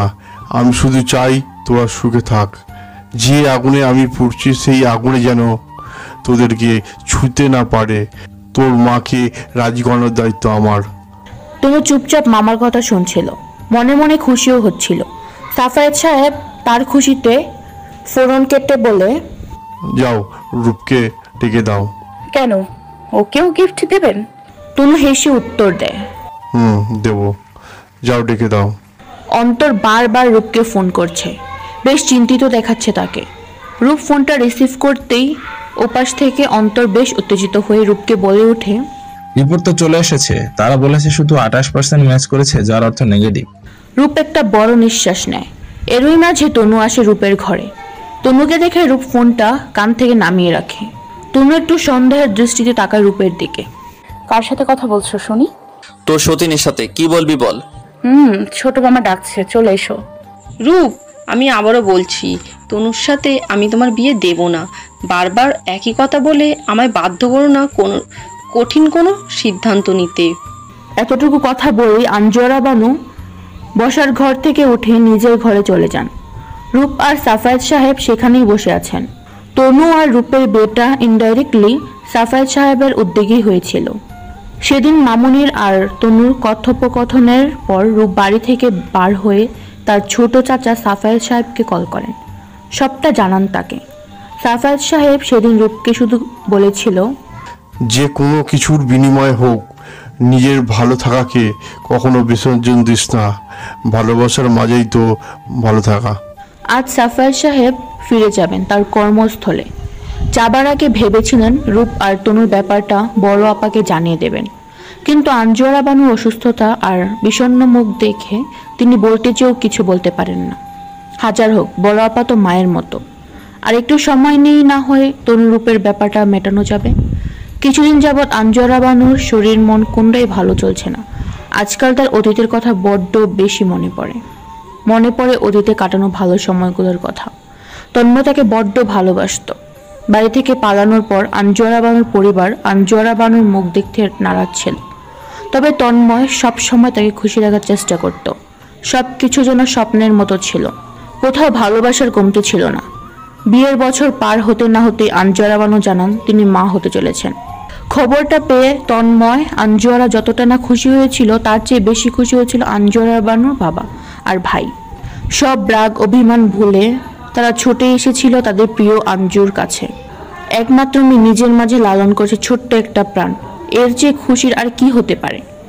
তবে সবটা গল্পের মতো হলেও মাঝে ঘন কালো মেঘে বাসা বাঁধে। আঞ্জুয়ারা বানু তখন 7 মাস চলছিল। সেদিন বাহিরে খুব বৃষ্টি হচ্ছিল। তিনি অবশ্য তখন বাপের বাড়িতেই ছিলেন, তন্ময় অফিসে। বাইরে বৃষ্টি দেখে হঠাৎ করেই তার সাত জাগে বৃষ্টিতে ভেজা।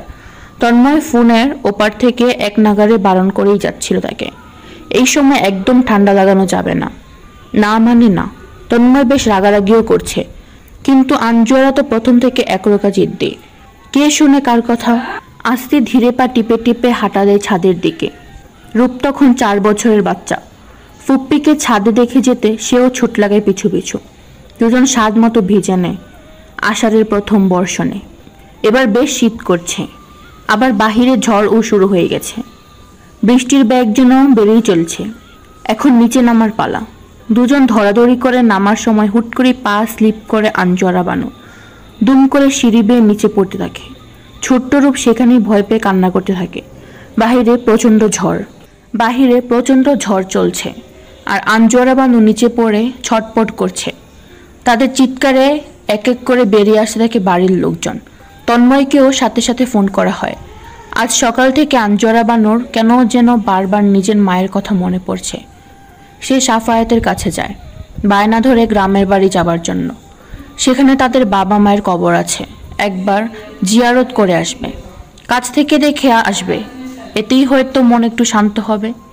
যদিও আজ সাফায়াত সাহেবের বিদেশ ফিরে যাবার কথা ছিল, তবুও বড় আপার আবদার রাখার জন্য রাজি হয়ে যায়। কাল সকাল সকাল বেরিয়ে যাবে সবাই, কিন্তু তনুর কি হবে? তনু তো ফাইনাল এক্সাম চলছে, সে তো যেতে পারবে না। তনুর মাকে জানিয়ে দেয় একটা দিন সে বন্ধুর বাড়িতে থাকবে, তাতে তার কোনো অসুবিধা হবে না। তনু ছাড়া বাড়ির সবাই যাবে তাদের গ্রামের বাড়িতে। বেশ সকাল সকাল সবাই তৈরি হয়ে নেয়, উদ্দেশ্য গ্রামের বাড়িতে। তনু মা মামিদের বিদায় দিয়ে রওনা হয় কলেজে। বেরোনোর আগে তৈরি হয় নতুন সমস্যা। রূপের নাকি কি একটা কাজ পড়ে গেছে, এখন সেও নাকি যেতে পারবে না। রূপের মা বার কয়েক রূপকে বলে, কোনোভাবেই কি কাজটা পরে করা যায় না? একটা দিনেরই তো ব্যাপার, কাল বিকেলেই ফিরে আসবো। রূপ একটু অসহায় ভঙ্গিতে উত্তর দেয়, না আমার সম্ভব না, তেমন হলে আমি নিজেই চলে যেতাম, কিন্তু সম্ভব না। আঞ্জুয়ারা বানু কিছু বলে না, চোখ মুখ শক্ত করে দাঁড়িয়ে আছেন তিনি। রূপ মামনির দিকে তাকিয়ে ছোট্ট করে বলে, সরি মামনি। সবাই বেরিয়ে যায় বাড়ির উদ্দেশ্যে। প্রায় 3টা নাগাদ তনুর এক্সাম শেষ হয়। তনু ক্যাম্পাস থেকে বের হয়ে রাস্তায় দাঁড়িয়ে আছে, সঙ্গে তার বান্ধবীও।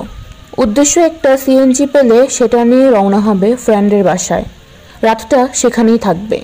হঠাৎ তাদের সামনে এসে দাঁড়ায় একটা কালো গাড়ি। রূপ গাড়ি থেকে নেমে আসে। তনু তো অবাক। যাওনি? গেছি তো। তাহলে কি? রূপ গ্রামে গেছে আর আমি রূপের ভূত। কি সব বলো? দেখতে তো পাচ্ছিস তোর সামনে দাঁড়িয়ে। গেলে না কেন? রূপ শান্ত স্বরে জবাব দেয়, তোর জন্য। পাশে তনুর বান্ধবী হেসে ওঠে। সে রূপ তনুর ব্যাপারে সবই জানে, বিয়েতে সাক্ষীও ছিল। রূপ তনুর ফ্রেন্ডকে বাসায় নামিয়ে দেয়। তনুও যেতে চাইলে তনুর হাত চেপে ধরে। কই যাস? কেন, নিশুর বাড়ি। কেন? ও মাঝ না ওর থাকার কথা, বাড়িতে তো কেউ নেই, কই থাকবো? কেন, এই যে আমি আছি আমার সাথে থাকবি। তনু আর কিছু বলে না, অবাক দৃষ্টিতে তাকিয়ে থাকে রূপের দিকে। তারা দুপুরের খাবারটা একসাথে বাহিরেই খেয়ে নেয়। তনু বাড়ি ফেরে, গোসল শেষ করে বিছানায় গা এলিয়ে দেয়। ভীষণ ক্লান্ত, শোয়া মাত্রই সে ঘুমিয়ে পড়ে। রূপ বার কয়েক তনুকে দেখে যায়, সে এখনো ঘুমিয়েই আছে। প্রায় সন্ধে নাগাদ তনুর ঘুম ভাঙে। কিচেনে গিয়ে কফি বানিয়ে হাঁটা দেয় রূপের ঘরে। গোটা বাড়িতে এখন শুধু তারা দুজনেই আছে। রূপ বিছানায় বসে ফোন চাপছে। তনুকে দেখেও সে মাথা তুলছে না। তনু রূপের কাছে গিয়ে বসে, নাও কফি বানিয়েছি। দরকার নেই, যা ঘুমা, রাত হইছে। মানে কি? কিছু না। তনু বুঝে গেছে রূপ রেগে আছে। তনু মুখ কাচুমাচু করে উত্তর দেয়, একটু টায়ার্ড ছিলাম তো। ঠিক আছে। রাতে কি খাবে? কি রান্না করব, নাকি বাইরে থেকে কিছু অর্ডার করব? রূপ একটু নড়ে চড়ে বসে তনুর মুখের দিকে তাকিয়ে উত্তর দেয়, তনু বাহিরে যাবি ডিনার করতে, ক্যান্ডেল লাইট ডিনার। তনু হাসে, হেসে উত্তর দেয়, চলো যাই। দুজন রেডি হয়। তনু প্রথমে রেগুলার একটা ড্রেস পরলেও পরে রূপের জোড়াজুড়িতে একটি শাড়ি পরে নেয়। দুজনে বেশ কাপল কাপল লাগছে আজ। রাত খাবার শেষ করতেই তনু বাড়ি যেতে চায়। বেশ রাত হয়ে গেছে। রূপ ভ্রু কুচকে তনুকে বলে ওঠে, বাড়ি যাব কেন, আজ রাতে আমরা এখানেই থাকবো। তনু অবাক হয়ে বলে, এখানেই থাকবো? এখানেই। তনু একবার নিচের দিকে তাকায়, একবার রূপের দিকে তাকায়, তারপর প্রশ্ন করে, আর জামা কাপড় এইসব পরেই থাকবো নাকি? রূপ একটু বিরক্ত হয়ে উত্তর দেয়, দরকার নেই। খাবার শেষ করে রূপ আর তনু হাঁটা দেয় রুমের দিকে। তনু ঘরে ঢুকতেই অবাক হয়ে যায়, কি সুন্দর ঘরটা, চারদিকে কি সুন্দর করে সাজানো, চারদিকটা কাঁচা ফুলের গন্ধে মোমো করছে। কিন্তু 1 মিনিট, তনু কিছু একটা মনে পড়তে রূপের দিকে চোখ বড় বড় করে তাকায়। রূপ লজ্জায় মাথা নিচু করে দাঁড়িয়ে আছে। তনু সকাল সকাল রূপকে না জানেই একা একা বাড়ি ফিরে আসে। মনে তার একরাশ অভিমান জমে রয়েছে। রূপ তখন ঘুমিয়েছিল। তনু কিছুক্ষণ রূপের ঘুমন্ত মুখের দিকে তাকিয়ে থাকে, তারপর হুড়মুড় করেই সেখান থেকে বেরিয়ে বাড়ি ফিরে আসে। বাড়ি এসে ফ্রেশ হয়ে নেয়, তারপর রওনা হয় ভার্সিটির উদ্দেশ্যে। তনু বাড়ি থেকে বের হওয়ার জন্য পা বাড়াতেই আগমন ঘটে আঞ্জুয়ারা বানু সহ পরিবারের সবার। তনু মাকে দেখে একরকম চমকে যায়। তিনি তনুকে দেখে একরকম রাগি চোখে তাকান তনুর দিকে। কপালে তার চিন্তার ভাঁজ। এত সকালে বাড়িতে কি করছো? তুমি বন্ধুর বাড়ি যাওনি? রাতে কোথায় ছিলে? রূপ কোথায়? তনু একটা দীর্ঘ নিঃশ্বাস নেয়, তারপর মাকে শান্ত গলায় বলে, রাতে বাড়িতে ছিলাম না, কিছুক্ষণ আগে ফিরেছি। রূপ বাড়িতে নেই। আঞ্জুয়ারা বানু একটি স্বস্তির নিঃশ্বাস ফেলে। আসলে রাতে রূপকে নিয়ে খুব বাজে একটা স্বপ্ন দেখেছি, তাই ভোর হতে না হতেই রওনা হয়ে গিয়েছি। আঞ্জুয়ারা বানু কথার মাঝে শেফালি বেগম ফোড়ন কেটে বলে, ননদিনের ওইটাকে ভোর বলে না, মাঝরাত বলে। মাঝরাতে সবাইকে ডেকে নিয়ে বাড়ি এসেছো, তোমার যেন তরেই সয় না। বাপরে বাপ। তনু আর কথা বাড়ায় না, রওনা হয়ে যায় ভার্সিটির উদ্দেশ্যে। তনুর মুখটা কেমন থমথমে হয়ে আছে। ব্যাপারটার দিকে সবাই খেয়াল না করলেও আঞ্জুয়ারা বানু ঠিকই খেয়াল করেছে। তবে কি রূপের সাথে কিছু হয়েছে? রূপ ঘুম থেকে উঠে বার কয়েক তনুর নাম ধরে ডাকাডাকি করে। তনুর কোনো সাড়া নেই। রূপ কিছুক্ষণ সেভাবেই শুয়ে থাকে।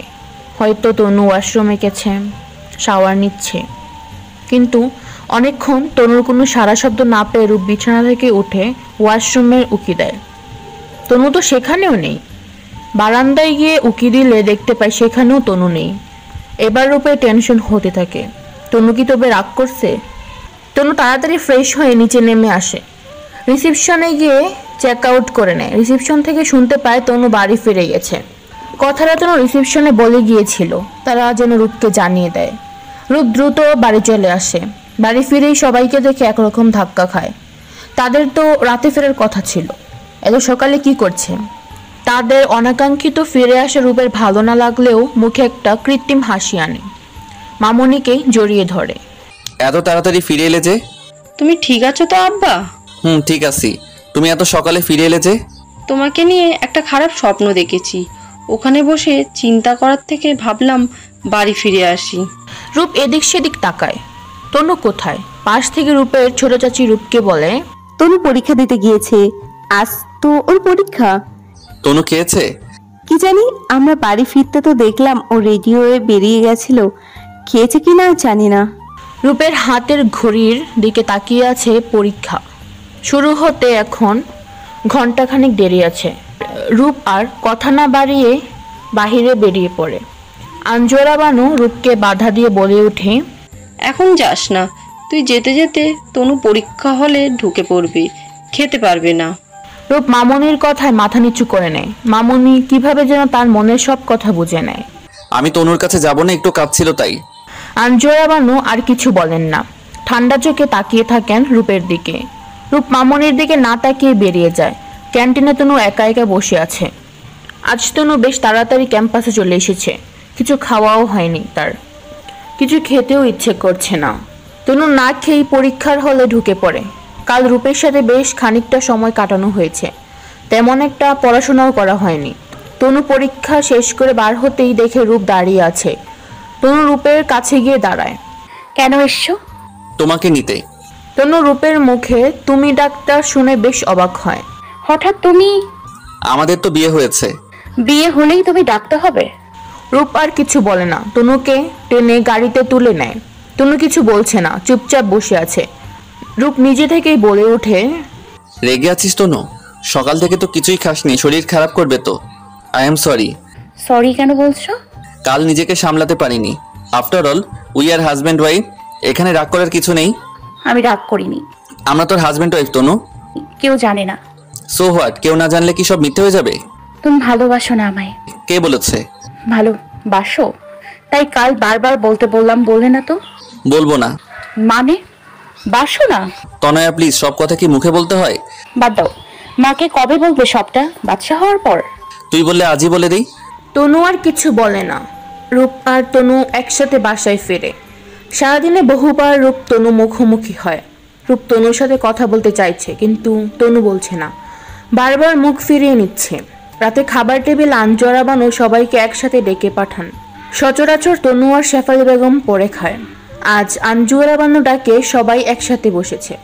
আঞ্জুয়ারা বানু কোনো ভনিতা ছাড়াই বলে ওঠেন, আমি গ্রামে গিয়ে মেয়ে দেখে এসেছি, রূপের বিয়ে দেব। রূপের বাবার বন্ধুর মেয়ে। ছোটবেলাতেই রূপের বাবার কথা দিয়ে রেখেছিল তার বন্ধুকে। আমি শুধু রূপের বাবার কথা দেওয়ার কথা রাখতে চাচ্ছি। রূপের বিয়েটা দিয়ে দায়মুক্ত হতে চাই। কেউ কিছু বলছে না।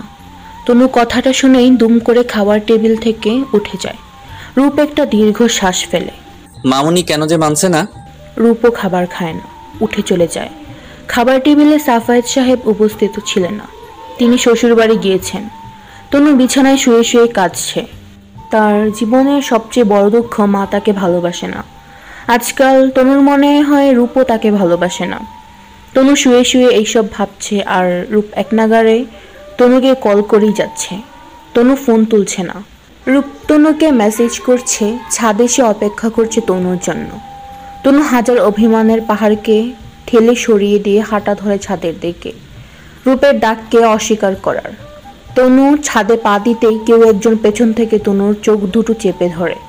তনু বেশ বুঝতে পারছে এটা রূপ। ছাড়েন, আমি দেখতে পাচ্ছি না। যাতে দেখতে না পাস তাই তো ধরলাম। এবার চল। কোথায় যাব? যেখানে নিয়ে যাব। কোথায় নিয়ে যাবে? এভাবে নিয়ে গিয়ে ছাদ থেকে ফেলে দেবে নাকি?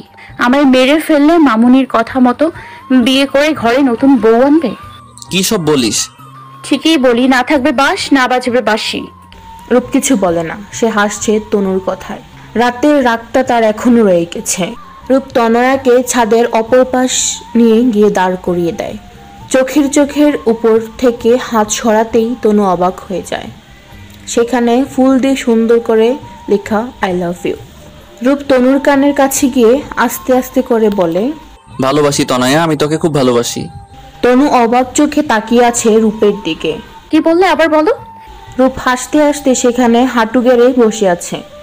তনুর হাতটা নিজের হাতের মধ্যে নিয়ে নেয়। মৃদু স্বরে আবারও বলে ওঠে, আমি তোমাকে ভালোবাসি তনয়া।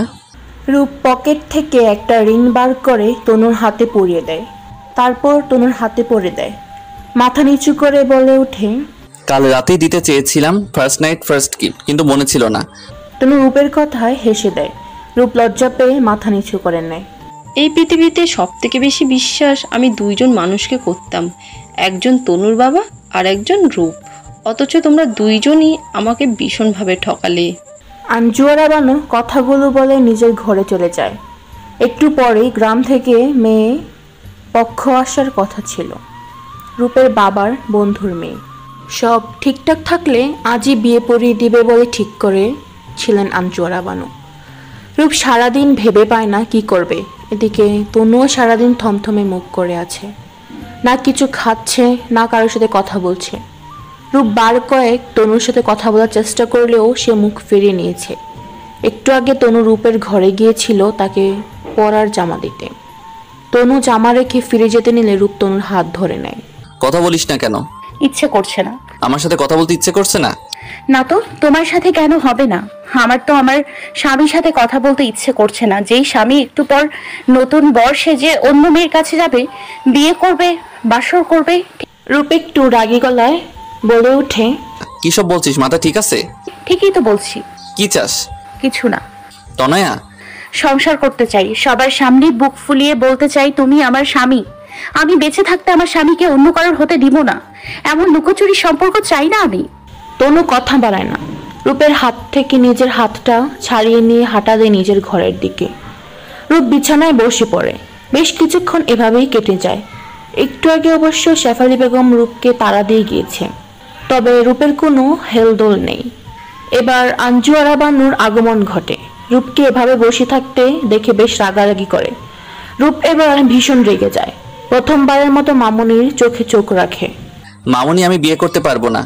আঞ্জুয়ারা বানু ভনিতা না করেই উত্তর দেয়, বলেছি না তনুর সাথে তোমার বিয়ে আমি দেব না। আমি অলরেডি তনুকে বিয়ে করে ফেলেছি। মজা করছো? না, সত্যি বলছি। অনেক তো হলো লুকোচুরি। মাথা ঠিক আছে তোমার রূপ? আমি তনয়াকে বিয়ে করেছি মামুনি। তনয়া আমার বিবাহিত স্ত্রী। এক স্ত্রী থাকা অবস্থায় আমি আরেকজনকে বিয়ে করতে পারবো না। কি সব বলছো?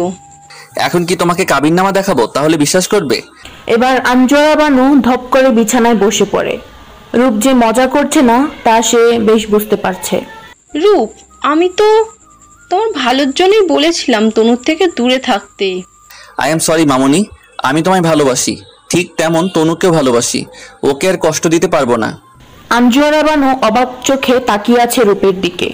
অনেকক্ষণ দুজনেই চুপ। আঞ্জুরা বানু মৌনতা ভেঙে রূপকে বলে ওঠে, এই পৃথিবীতে সব থেকে বেশি বিশ্বাস আমি দুইজন মানুষকেই করতাম, একজন তনুর বাবা আর একজন তুমি রূপ। অথচ তোমরা দুজনই আমাকে ভীষণভাবে ঠকালে। আই এম সরি মামুনি। তোমাকে ইটস ওকে বলার মতো কোনো কাজ তুমি করোনি রূপ। কথাটা যেন রূপের বুকে গিয়ে বাঁধল। আঞ্জুরা বানু কথাগুলো বলে ঘরে গিয়ে দরজা বন্ধ করে দেয়। ডুব দেয় অতীতের পাতায়। সেদিন সিঁড়ি থেকে পড়ে আঞ্জুরা বানুর বাচ্চাটা নষ্ট হয়ে যায়। সেদিন তন্ময় খুব রাগ করেছিল, সাথে খুব কষ্টও পেয়েছিল। তন্ময় যেন একদম চুপ করে গিয়েছিল। আঞ্জুরা বানু তন্ময়কে কেঁদে কেঁদে বলেছিল, তুমি কি আমার ভালোবাসো না? আমি সত্যি সরি। তন্ময় আঞ্জুরা বানুর মাথায় ছোট্ট করে চুমু খেয়ে বলেছিল, ইটস ওকে। তবে সত্যি কি সব ওকে ছিল? আঞ্জুরা বানু বেশ অসুস্থ হয়ে পড়ে, মানসিকভাবেও আবার শারীরিকভাবেও। তখন আঞ্জুরা বানুর এক কাজিন মারিয়াকে আনা হয় বাড়িতে তার দেখাশোনা করার জন্য। কিছুদিন থাকার পরে সে চলে গেলেও তার প্রভাব আঞ্জুরা বানুর সংসারটাকে কতটা প্রভাবিত করেছিল তা তিনি তখন বুঝতে পারেননি।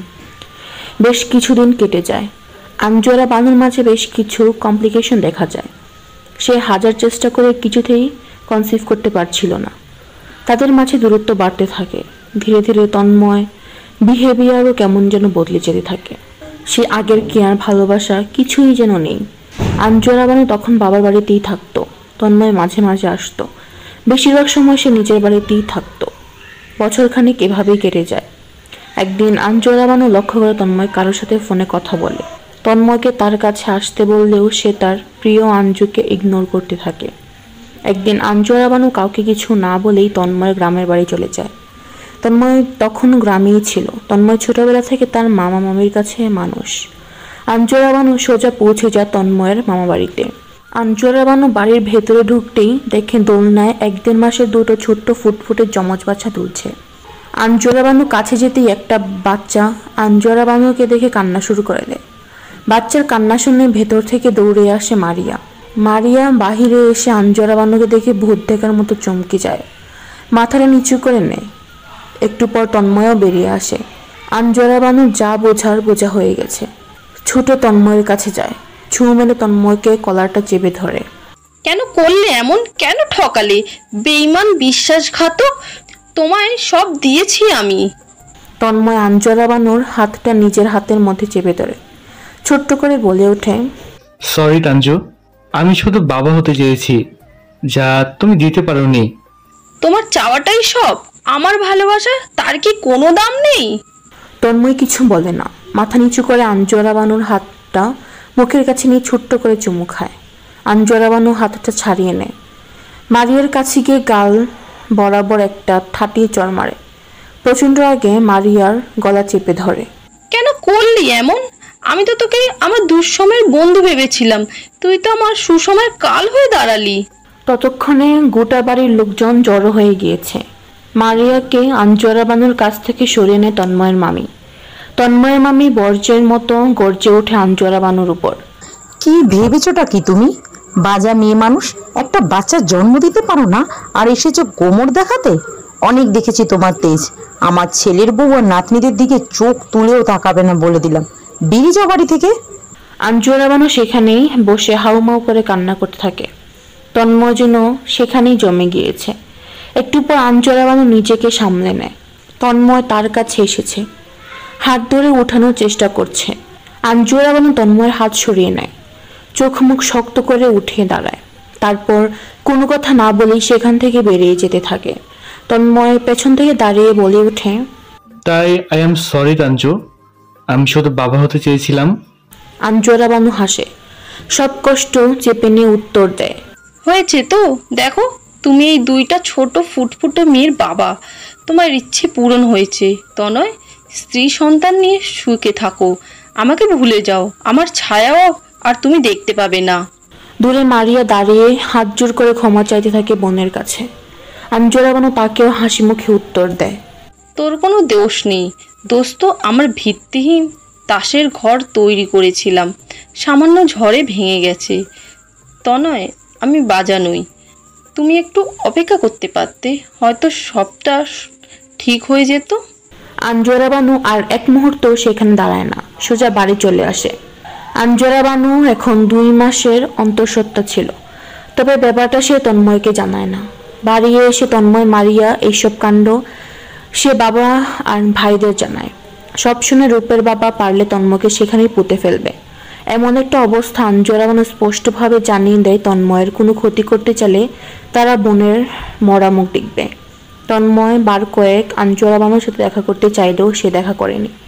সব যেন সেখানেই থমকে যায়। এত মানসিক চাপ আর ধকল আঞ্জুরা বানু সহ্য করতে পারে না। এই বাচ্চাটাও মিসক্যারেজ হয়ে যায়। আঞ্জুরা বানুর জীবনটা যেন সেখানেই থমকে যায়। তবে তার অন্ধকার জীবনে একটু আলো ছিল রূপ। ভাইয়ের একমাত্র ছেলে হওয়ায় আঞ্জুরা বানু রূপকে প্রচণ্ড ভালোবাসত। তবে এইসব ঘটনার পর যেন রূপের প্রতি তার ভালোবাসা কয়েক গুণ বেড়ে যায়।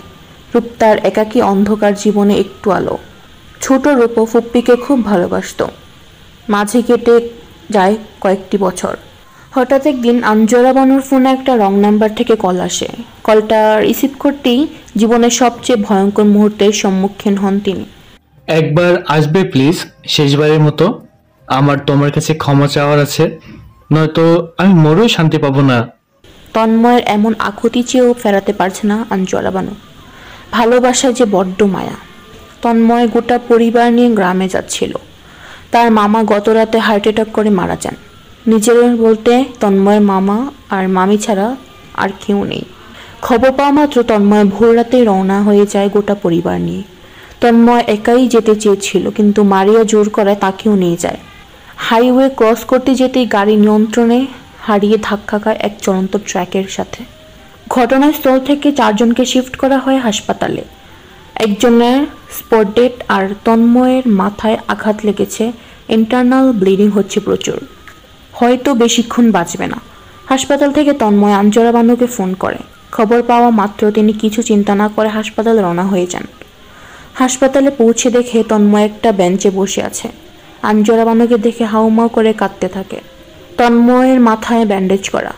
আঞ্জুরা বানু বেশ উদ্বিগ্ন কণ্ঠে প্রশ্ন করে, সব ঠিক আছে তো? আঞ্জুরা বানুকে দেখে তন্ময় বেশ শান্ত হয়ে বসে থাকে, কোনো হেলদোল নাই। আঞ্জুরা বানু আবারও প্রশ্ন করে, তুমি ঠিক আছো তনয়? তন্ময় আঞ্জুরা বানুর দিকে তাকায়। তন্ময়ের এমন ঠান্ডা দৃষ্টি আঞ্জুরা বানুকে কখনো দেখেনি। তন্ময় বলতে শুরু করে, আমার বাবা আমায় কখনো ভালোবাসেনি তাঞ্জু। মাকে তার পছন্দ হয়নি। দাদু জোর করে বাবাকে মায়ের সাথে বিয়ে দিয়েছিল। দাদুর প্রতি রাগ বাবা মায়ের উপর ঝাড়ত। বাবা মাকে মারত, কথায় কথায় অপমান করত, আমাকেও করত। বাবা কখনো আমাদের ভালোবাসেনি। আমি কখনো দেখিনি বাবা আমার সাথে ভালো করে কথা বলেছে। আমার বন্ধুরা যেখানে তাদের বাবার সাথে কাটানো সুন্দর সময়গুলো শেয়ার করত, সেখানে আমি স্মৃতির পাতায় হাতে শুধু বাবার অবহেলা আর আমাকে দেওয়া আঘাতগুলো খুঁজে পেতাম। আমার বয়স যখন 11 বছর, তখন আমার মা মারা যায়। বাবার অত্যাচার সহ্য করতে পারিনি আমার মা। কথাগুলো বলার সময় তন্ময়ের গাল বেয়ে কয়েকটা ফোঁটা পানি মাটিতে পড়ে। তাঞ্জু, আমি বাবা হতে চেয়েছিলাম, পৃথিবীর সব থেকে ভালো বাবা।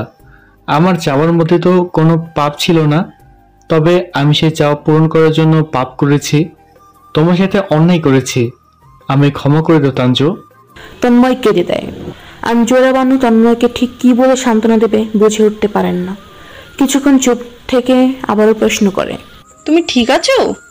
তন্ময় এবার হাউমাউ করে কেঁদে ওঠে। আঞ্জুরা বানু কি বলবে বুঝতে পারছে না। তাঞ্জু, আমি এমন হতভাগ্য পিতা যার কাছে নিজের সন্তানকে দাফন কাফন করানোর মতো সময় নেই। আঞ্জুরা বানু চমকে ওঠে, তন্ময়ের হাত চেপে ধরে। কি হয়েছে তনয়? সবাই ঠিক আছে তো? তন্ময় একটা ঢুক গেলে। আমার এক মেয়ের লাশ ভিতরে আছে, আর এক মেয়ে আইসিইউতে আছে। বাঁচবে কিনা তা ঠিক নেই। মারিয়াও আইসিইউতে আছে, আর আমি। তুমি ঠিক আছো? তানজু, আমার কাছে বড় জোর 20 থেকে 30 মিনিট সময় আছে। আঞ্জুয়ারা বানু কিছু বলতে চাইলে তন্ময় তাকে থামিয়ে দেয়। আমি এক হতভাগ্য পিতা যে নিজের হাতে নিজের মেয়ের লাশ বই নিয়ে এসেছি। আমার কাছে সময় নেই আমার মেয়ের দাফন করণের মতো। আমার কি সত্যি এত বড় শাস্তি প্রাপ্য ছিল? আমি তোমায় অভিশাপ দেইনি তনয়। আমি জানি তোমার মন অনেক বড়। পাপ করেছি আমি, শাস্তি তো পেতেই হবে। তোমার কাছে আমার একটাই অনুরোধ, আমি মারা যাওয়ার পর ভিতরে আমার দুধের বাচ্চার লাশটা আছে, ওইটা দাফন কাফনের ব্যবস্থা করিও। আর আমার ছোট মেয়েটা যদি অনাথ হয়ে যায় তাকে কোনো অনাথ আশ্রমে দিয়ে দিও। আর কিছু চাইবো না আমি। আমার সন্তান লালন পালন করার দাবি আমি তোমার কাছে রাখবো না, সেটা রাখার মতো যোগ্যতাও আমার নেই। আঞ্জুয়ারা বানু তন্ময়কে জড়িয়ে ধরে। প্রচন্ড বেগে চোখ দিয়ে পানি পড়ছে। যেই মানুষটার সুখের জন্য সে সর্বস্ব ত্যাগ করতে রাজি ছিল, আজকে সেই মানুষটার হাতে মাত্র কয়েক মুহূর্ত আছে বেঁচে থাকার জন্য। তন্ময় মারা যায়। সেই যাত্রায় মারিয়া আর তন্ময়ের ছোট মেয়ে তনু বেঁচে যায়।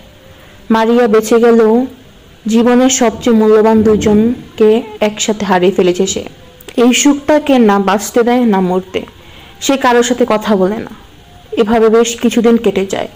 তনু এখনো হাসপাতালে ভর্তি। একদিন ঘর থেকে মারিয়া মৃতদেহ উদ্ধার করা হয়। সে আত্মহত্যা করেছে। মারা যাওয়ার আগে মারিয়া শেষবারের মতো কথা বলেছিল, আমায় ক্ষমা করে দিস বুবু, আমার জীবনের সবচেয়ে বড় ভুল ছিল তন্ময়, কিন্তু আমি সেই ভুলটাকেই খুব ভালোবাসি। এতটাই ভালোবাসি যে আমি তন্ময়কে ছাড়া বাঁচতে পারবো না।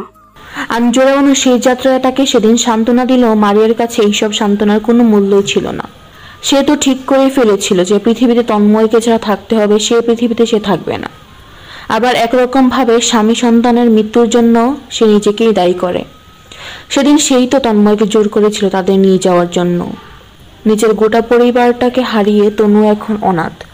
আঞ্জুয়ারা বানু ভেবে পায় না সে কি করবে। ছোট তনুকে কি তন্ময়ের কথা মতো অনাথ আশ্রমে দিয়ে দেবে নাকি নিজের কাছে রাখবে? আঞ্জুয়ারা বানু তনয়াকে নিজের কাছে রেখে দেয়, নিজের মেয়ের মতো করে।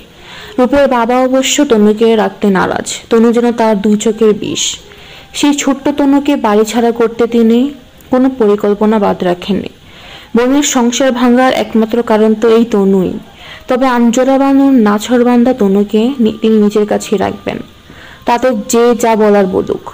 তনু ছোটবেলা থেকেই বেশ অসুস্থ ছিল।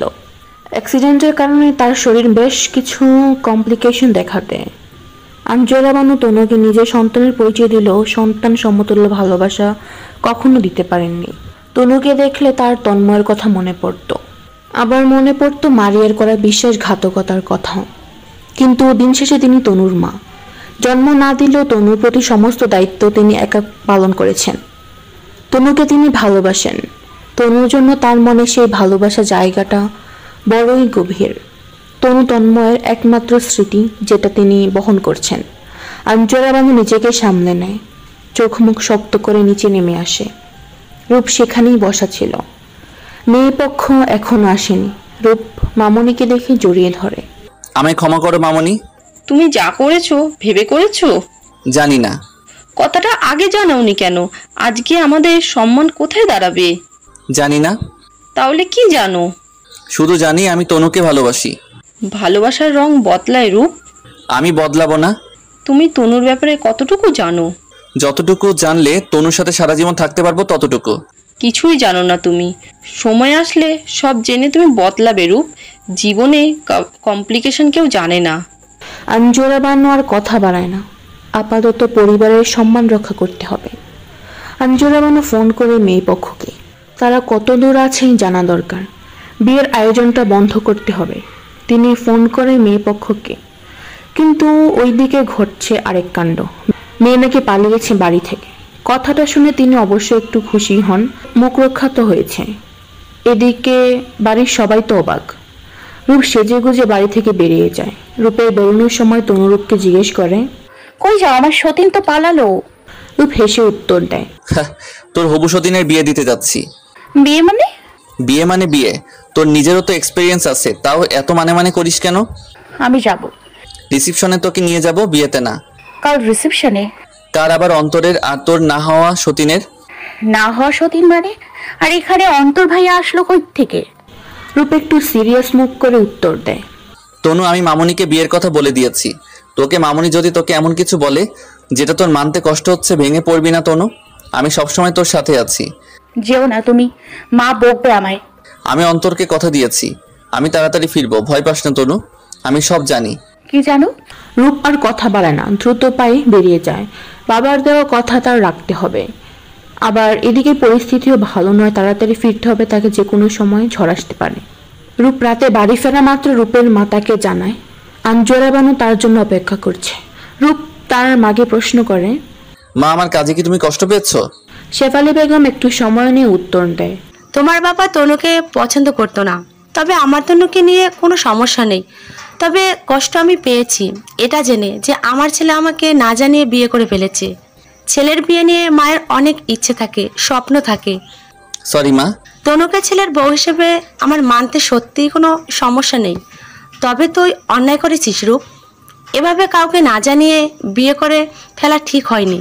রূপ মাকে জড়িয়ে ধরে, সরি মা, আসলে মামুনিকে যে কিছুতেই রাজি করাতে পারছিলাম না, প্লিজ তুমি কষ্ট পেও না। শেফালি বেগম রূপের গালে মুখে হাতে বুলিয়ে আদর করে দেয়। রূপ আবার গুটিসুটি পায়ে মামুনির কাছে যায়। আঞ্জুরা বানু রূপকে কাছে ডেকে বসিয়ে দেয়। কোথায় ছিলি বাবা? একটু কাজ ছিল। তুমি আমার উপর রেগে আছো মামুনি? জানি না, তুমি কি জানো তনু আমার নিজের মেয়ে না? রূপ মাথা নিচু করে আছে।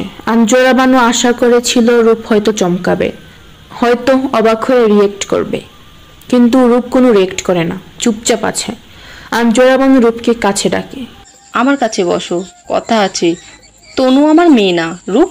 আমার জীবনে ভালোবাসা দিয়ে এক্সপিরিয়েন্স অনেক ভয়ঙ্কর। আমি ভালোবাসার ভয় পাই। তুমি হয়তো আমাকে তনুর খারাপ মা হিসেবে জানো, কিন্তু দিন শেষে আমি তনুরই মা। আমি জানি। কিছু জানো না তুমি। তনু আমার সতীনের মেয়ে। তোমার বাবা কখনো তনুকে চায়নি। আজ যদি তোমার বাবা বেঁচে থাকতো তাহলে কি করতো জানো? তনুকে হয়তো মেরেই ফেলতো। আমিও মরে যেতাম। কি সব বলো রূপ, তোমার কি মনে হয় না তুমি তোমার বাবার ইচ্ছেকে, পছন্দ অপছন্দকে অপমান করছো? রূপ একটা লম্বা নিঃশ্বাস নেয়। মামুনি, তোমার জীবনে যা কিছু হয়েছে তাতে তনুর কি দোষ? তুমি জানো না রূপ? জানি, শুরু থেকে শেষ অবধি জানি, আর হয়তো জানি বলেই তনুর প্রতি আমার এমন মায়া কাজ করে। ও, তাহলে সবই দয়া মায়া সিম্পাথি? জানি না, আমি হয়তো তনুর মায়ে পড়ে তনুকে ভালোবাসি, নয়তো তনুকে ভালোবেসে তনুর মায়ে পড়েছি। আঞ্জুরা বানু রূপকে ঠিক কি বলবে বুঝে উঠতে পারছেন না। বাবা বেঁচে থাকলে আমি হয়তো বাবাকেও মানিয়ে নিতাম, নয়তো তনুকে নিয়ে দূরে কোথাও চলে যেতাম, তবুও তনুকে ছাড়তাম না। রূপের এমন উত্তরে তিনি রূপকে কি বলবেন বুঝে উঠতে পারছেন না। আঞ্জুরা বানু রূপকে বারবার তনুর ব্যাপারে কিছু একটা বলতে চান, কিন্তু রূপ প্রত্যেকবারই তাকে থামিয়ে দেয়। রূপ মামুনিকেও বারণ করে দেয় যেন তনুর অতীতের ব্যাপারটা কিছুই না জানে। আঞ্জুরা বানু তনুকে জানাতে চাইলেও কিছু একটা ভেবে আর জানায় না। হয়তো তিনি চান না তনু তাকে সৎমা হিসেবে চিনুক।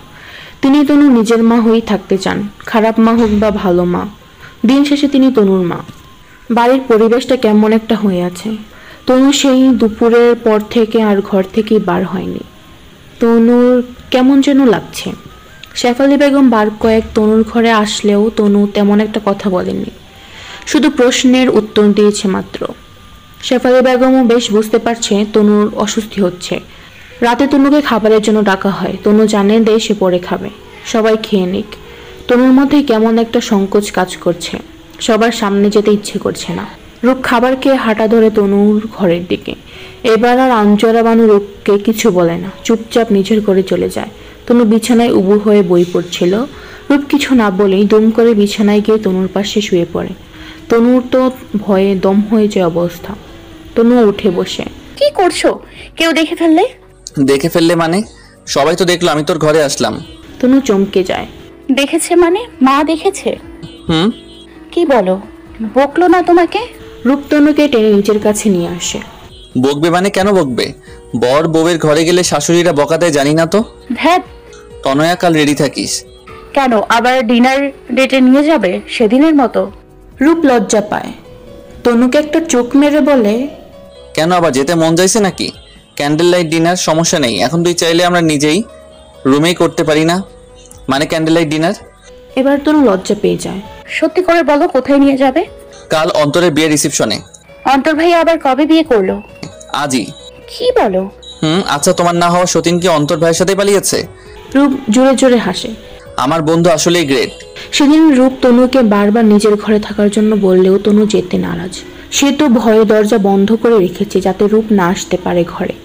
কেমন একটা লজ্জা লাগছে, সবার সামনে দিয়ে রূপের ঘরে ঢুকবে, বাড়ির সবাই দেখে ফেলবে তো। ছিচি, কেমন লাগবে বিষয়টা। কেটে যায় বেশ কিছু সময়। পরিবারের সবাই স্বাভাবিকভাবে মেনে নিয়েছে রূপ আর তনুর সম্পর্কটা। তবে আঞ্জোরা বানুর কোথাও একটা যেন সংকোচ রয়েই গেছে তনুকে নিয়ে। তিনি মাঝে মাঝে তনুকে প্রশ্ন করেন, তনু, তুমি কি আদেও ওর রূপের সাথে ভালো থাকতে পারবে শেষ অবধি? তনু মায়ের প্রশ্নে অবাক হয়। সব মায়েরাই তো চায় মেয়েরা সুখে থাকুক, তুমি কি চাও না আমি সুখে থাকি? আঞ্জোরা বানু একটা দীর্ঘশ্বাস ফেলে। আমি সত্যি চাই না তোমার ভাগ্য আমার মতো হোক। আমার ভয় হয় তনু তোমাকে নিয়ে। রূপ তো পুরুষ মানুষ, ভালোবাসা আমি বিশ্বাস করি না। ভালোবাসার রূপ বদলাবেই। তনু মায়ের এমন কথায় অবাক হয়। মা কি বলছে তার কিছুই তো বোধগম্য নয়। রূপ আর তনুর বিবাহিত জীবন বেশ ভালোই কাটছিল। তবে এই যে বাঙালি পরিবারের নিয়ম অনুযায়ী নির্ধারিত একটা সময়ের পর বাচ্চা নিতেই হবে, তনুও তার বাহিরে নয়। দেখতে দেখতে কেটে গেছে বেশ খানিকটা বছর। তনুও সমাজের ধারাবাহিকতা মেনে একটা বাচ্চা নিতে চাইছে, কিন্তু রূপ চাইছে না। শেফালি বেগমও তনুর কাছে আবদার নিয়ে বসে আছে, বাচ্চা তার লাগবেই। শেষ বয়সে নাতি নাতনির সাথে খেলবে, এটাই তো নিয়ম। দেখতে দেখতে আরও কয়েকটা বছর কেটে গেল, কিন্তু রূপ তনুয়ের সংসারে এখনো কোনো বাচ্চা এলো না। যেই শেফালি বেগম একসময় তনুকে আঞ্জোরা বানুর চেয়ে বেশি ভালোবাসত, সেই শেফালি বেগম এখন যেন তনুকে দেখতে পারে না। তার ধারণা তনুরই হয়তো কোনো প্রবলেম আছে, নয়তো তনু আজকালকার মেয়েদের মতো বাচ্চা নিতে চাইছে না, তাই তো বাচ্চা হচ্ছে না। আজকাল শেফালি বেগম তনুকে কথা শোনায়, তনু কষ্ট পায় তার আচরণে। তবে এখন তো শেফালি বেগম তার শাশুড়ি, একটু বকলে দোষ কি? আঞ্জোরা বানু শুধু দেখতে থাকে। সে তো এই দিনেই ভয় পাচ্ছিল, তাহলে কি তনুর ভাগ্যও তার মতোই হবে? কিন্তু কোনো কিছু কি সত্যিই করার নেই? আঞ্জোরা বানু নিজের বেলায় কিছু করতে পারেননি। তবে এখন প্রশ্নটা তার মেয়েকে নিয়ে। রূপকে ডেকে পাঠানো হয়। রূপ মামনির ঘরে আসে। কিছু বলবে মামনি? রূপ, তোমার মা বাচ্চা নিতে বলেছে। বলছে তো। এই বিষয়ে তোমার কি মতামত? সন্তান আল্লাহর দান, মামনি যখন হবার হবে, তুমি এত চিন্তা করো না। আঞ্জোরা বানুর চোখ ছলছল করছে। তাদের কথার মাঝে আগমন ঘটে শেফালি বেগমের। তিনি কথায় মাঝে ফোরন কেটে বলে ওঠেন, আল্লাহর দান ঠিকই আছে, তবে স্বামী স্ত্রীর মধ্যে যদি কারো কোনো সমস্যা থাকে তাহলে কি করে সন্তান হবে শুনি? তনুকে ডাক্তার দেখা। আমি 2 দিন পর মরে যাব, নাতি নাতনির মুখ না দেখেই কি আমাকে মরতে হবে? আঞ্জোরা বানু অসহায় দৃষ্টিতে তাকিয়ে আছে রূপের দিকে। রূপ মায়ের কথায় অবাক হয়। মা, তুমি না তনুকে ভালোবাসো? বাসি, তবে তনুর চেয়ে বেশি জরুরি আমার বংশের প্রদীপ। কালই তনুকে ডাক্তারের কাছে নিয়ে যাও, যা করার করো, একটা বাচ্চা চাই ব্যাস। মা, এসব কেন বলছো? তোদের পরে শ্রেয়ার বিয়ে হয়ে এখন তার 2টা বাচ্চা হয়ে গেল, অথচ তোদের কোল এখনো খালি। আমি কিছু জানি না রূপ। কথাগুলো বলে তিনি ঘর থেকে বেরিয়ে যান। আঞ্জোরা বানু কাঁদছে। তবে কি মেয়ের সংসারটাও তার মতোই করেই ভেঙে যাবে? রূপ মামনির দিকে তাকায়। কি হয়েছে মামনি, চিন্তা করছো কেন? আমার তোমার কিছু বলার আছে রূপ। কাল আমি তনুকে নিয়ে যাব ডাক্তারের কাছে, তুমি চিন্তা করো না, ঘুমিয়ে পড়ো মামনি। রূপ আঞ্জোরা বানুর কথা না শুনেই নিজের ঘরে চলে আসে। ঘরে তনু বসে বসে কান্না করছে। রূপ তনুর কাছে যায়। তনু আড়াল থেকে শেফালি বেগমের কথা শুনে ফেলেছে। কষ্ট পেয়েছো তনয়া? আচ্ছা ধরো আমার সত্যিই কোনো প্রবলেম থাকলো, তখন তুমি কি আবার বিয়ে করবে নাকি? রূপ হাসে। আচ্ছা ধরো প্রবলেমটা আমারই হলো, তুই কি আবার বিয়ে করার প্ল্যান করে বসে আছিস নাকি? দেখ, আমি কিন্তু আমার বউয়ের বিয়ে দেখতে পারবো না বলে দিলাম। তনুও হেসে দেয়। তনু বাচ্চা কাচ্চা একটা পরিবারের সবচেয়ে মূল্যবান সম্পদ, তুই চিন্তা করিস না, তনুর ভয় করতে থাক। আজকাল শেফালি বেগম তনুর সাথে বেশ খারাপ ব্যবহার করে।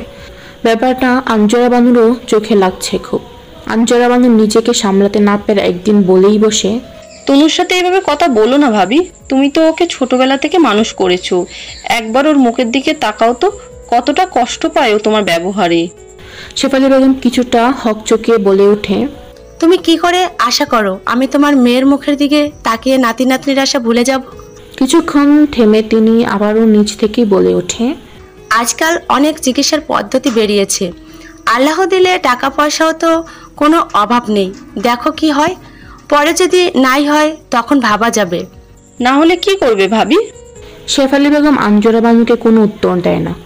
মায়ের জোরাজুরিতে রূপ বার কয়েক তনুকে নিয়ে ডাক্তারের কাছে যায়। তবে বিষয়ে যে রূপ তেমন কোনো গুরুত্ব নেই তনু তা বেশ বুঝতে চাইছে। রিপোর্ট থেকে শুরু করে ডাক্তারের সাথে তার করা সম্পূর্ণ কনভারসেশনের কোনো কিছুই সে তনুকে জানায় না। তনু বেশ রেগে আছে রূপের উপর।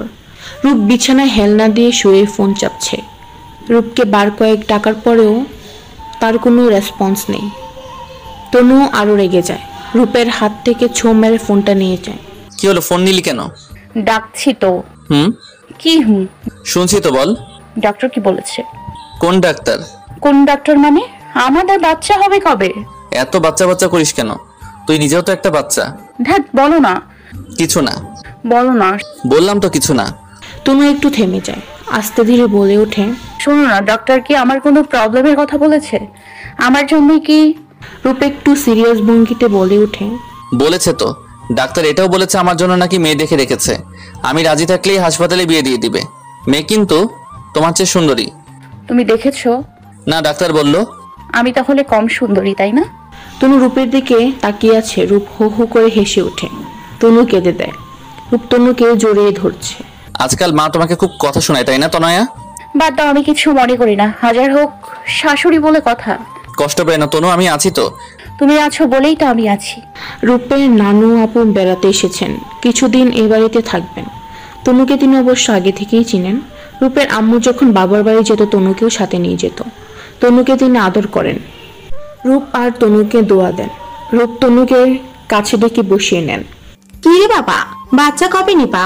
আমার দিন তো ফুরা এলো, নাতির মুখ দেখছি, এখন পুতির মুখ না দেখলে হয়? তনু চূড়ার মতো মাথা নিচু করে নেয়। তিনি আবারও প্রশ্ন করেন, তোমরা কোনো পদ্ধতি করে রাখছো নাকি? বউয়ের কোনো সমস্যা আছে? রূপ হাসতে হাসতে উত্তর দেয়, নানু আপু, সমস্যা তো আমারও থাকতে পারে, শুধু ওরে প্রশ্ন করো কেন? নাউজুবিল্লাহ, কি বলো নানা? তোমার সমস্যা থাকবে কেন? তুমি আমার জুয়ান পুরুষ, তোমার সমস্যা কি? পুরুষ মানুষের আবার সমস্যা থাকে? রূপ একটা দীর্ঘ শ্বাস ফেলে। নানু আপু, সমস্যা কি শুধু মেয়েদেরই থাকে? তুমি পুরুষ মানুষ, এইসব মেয়েদের ব্যাপার বুঝবা না।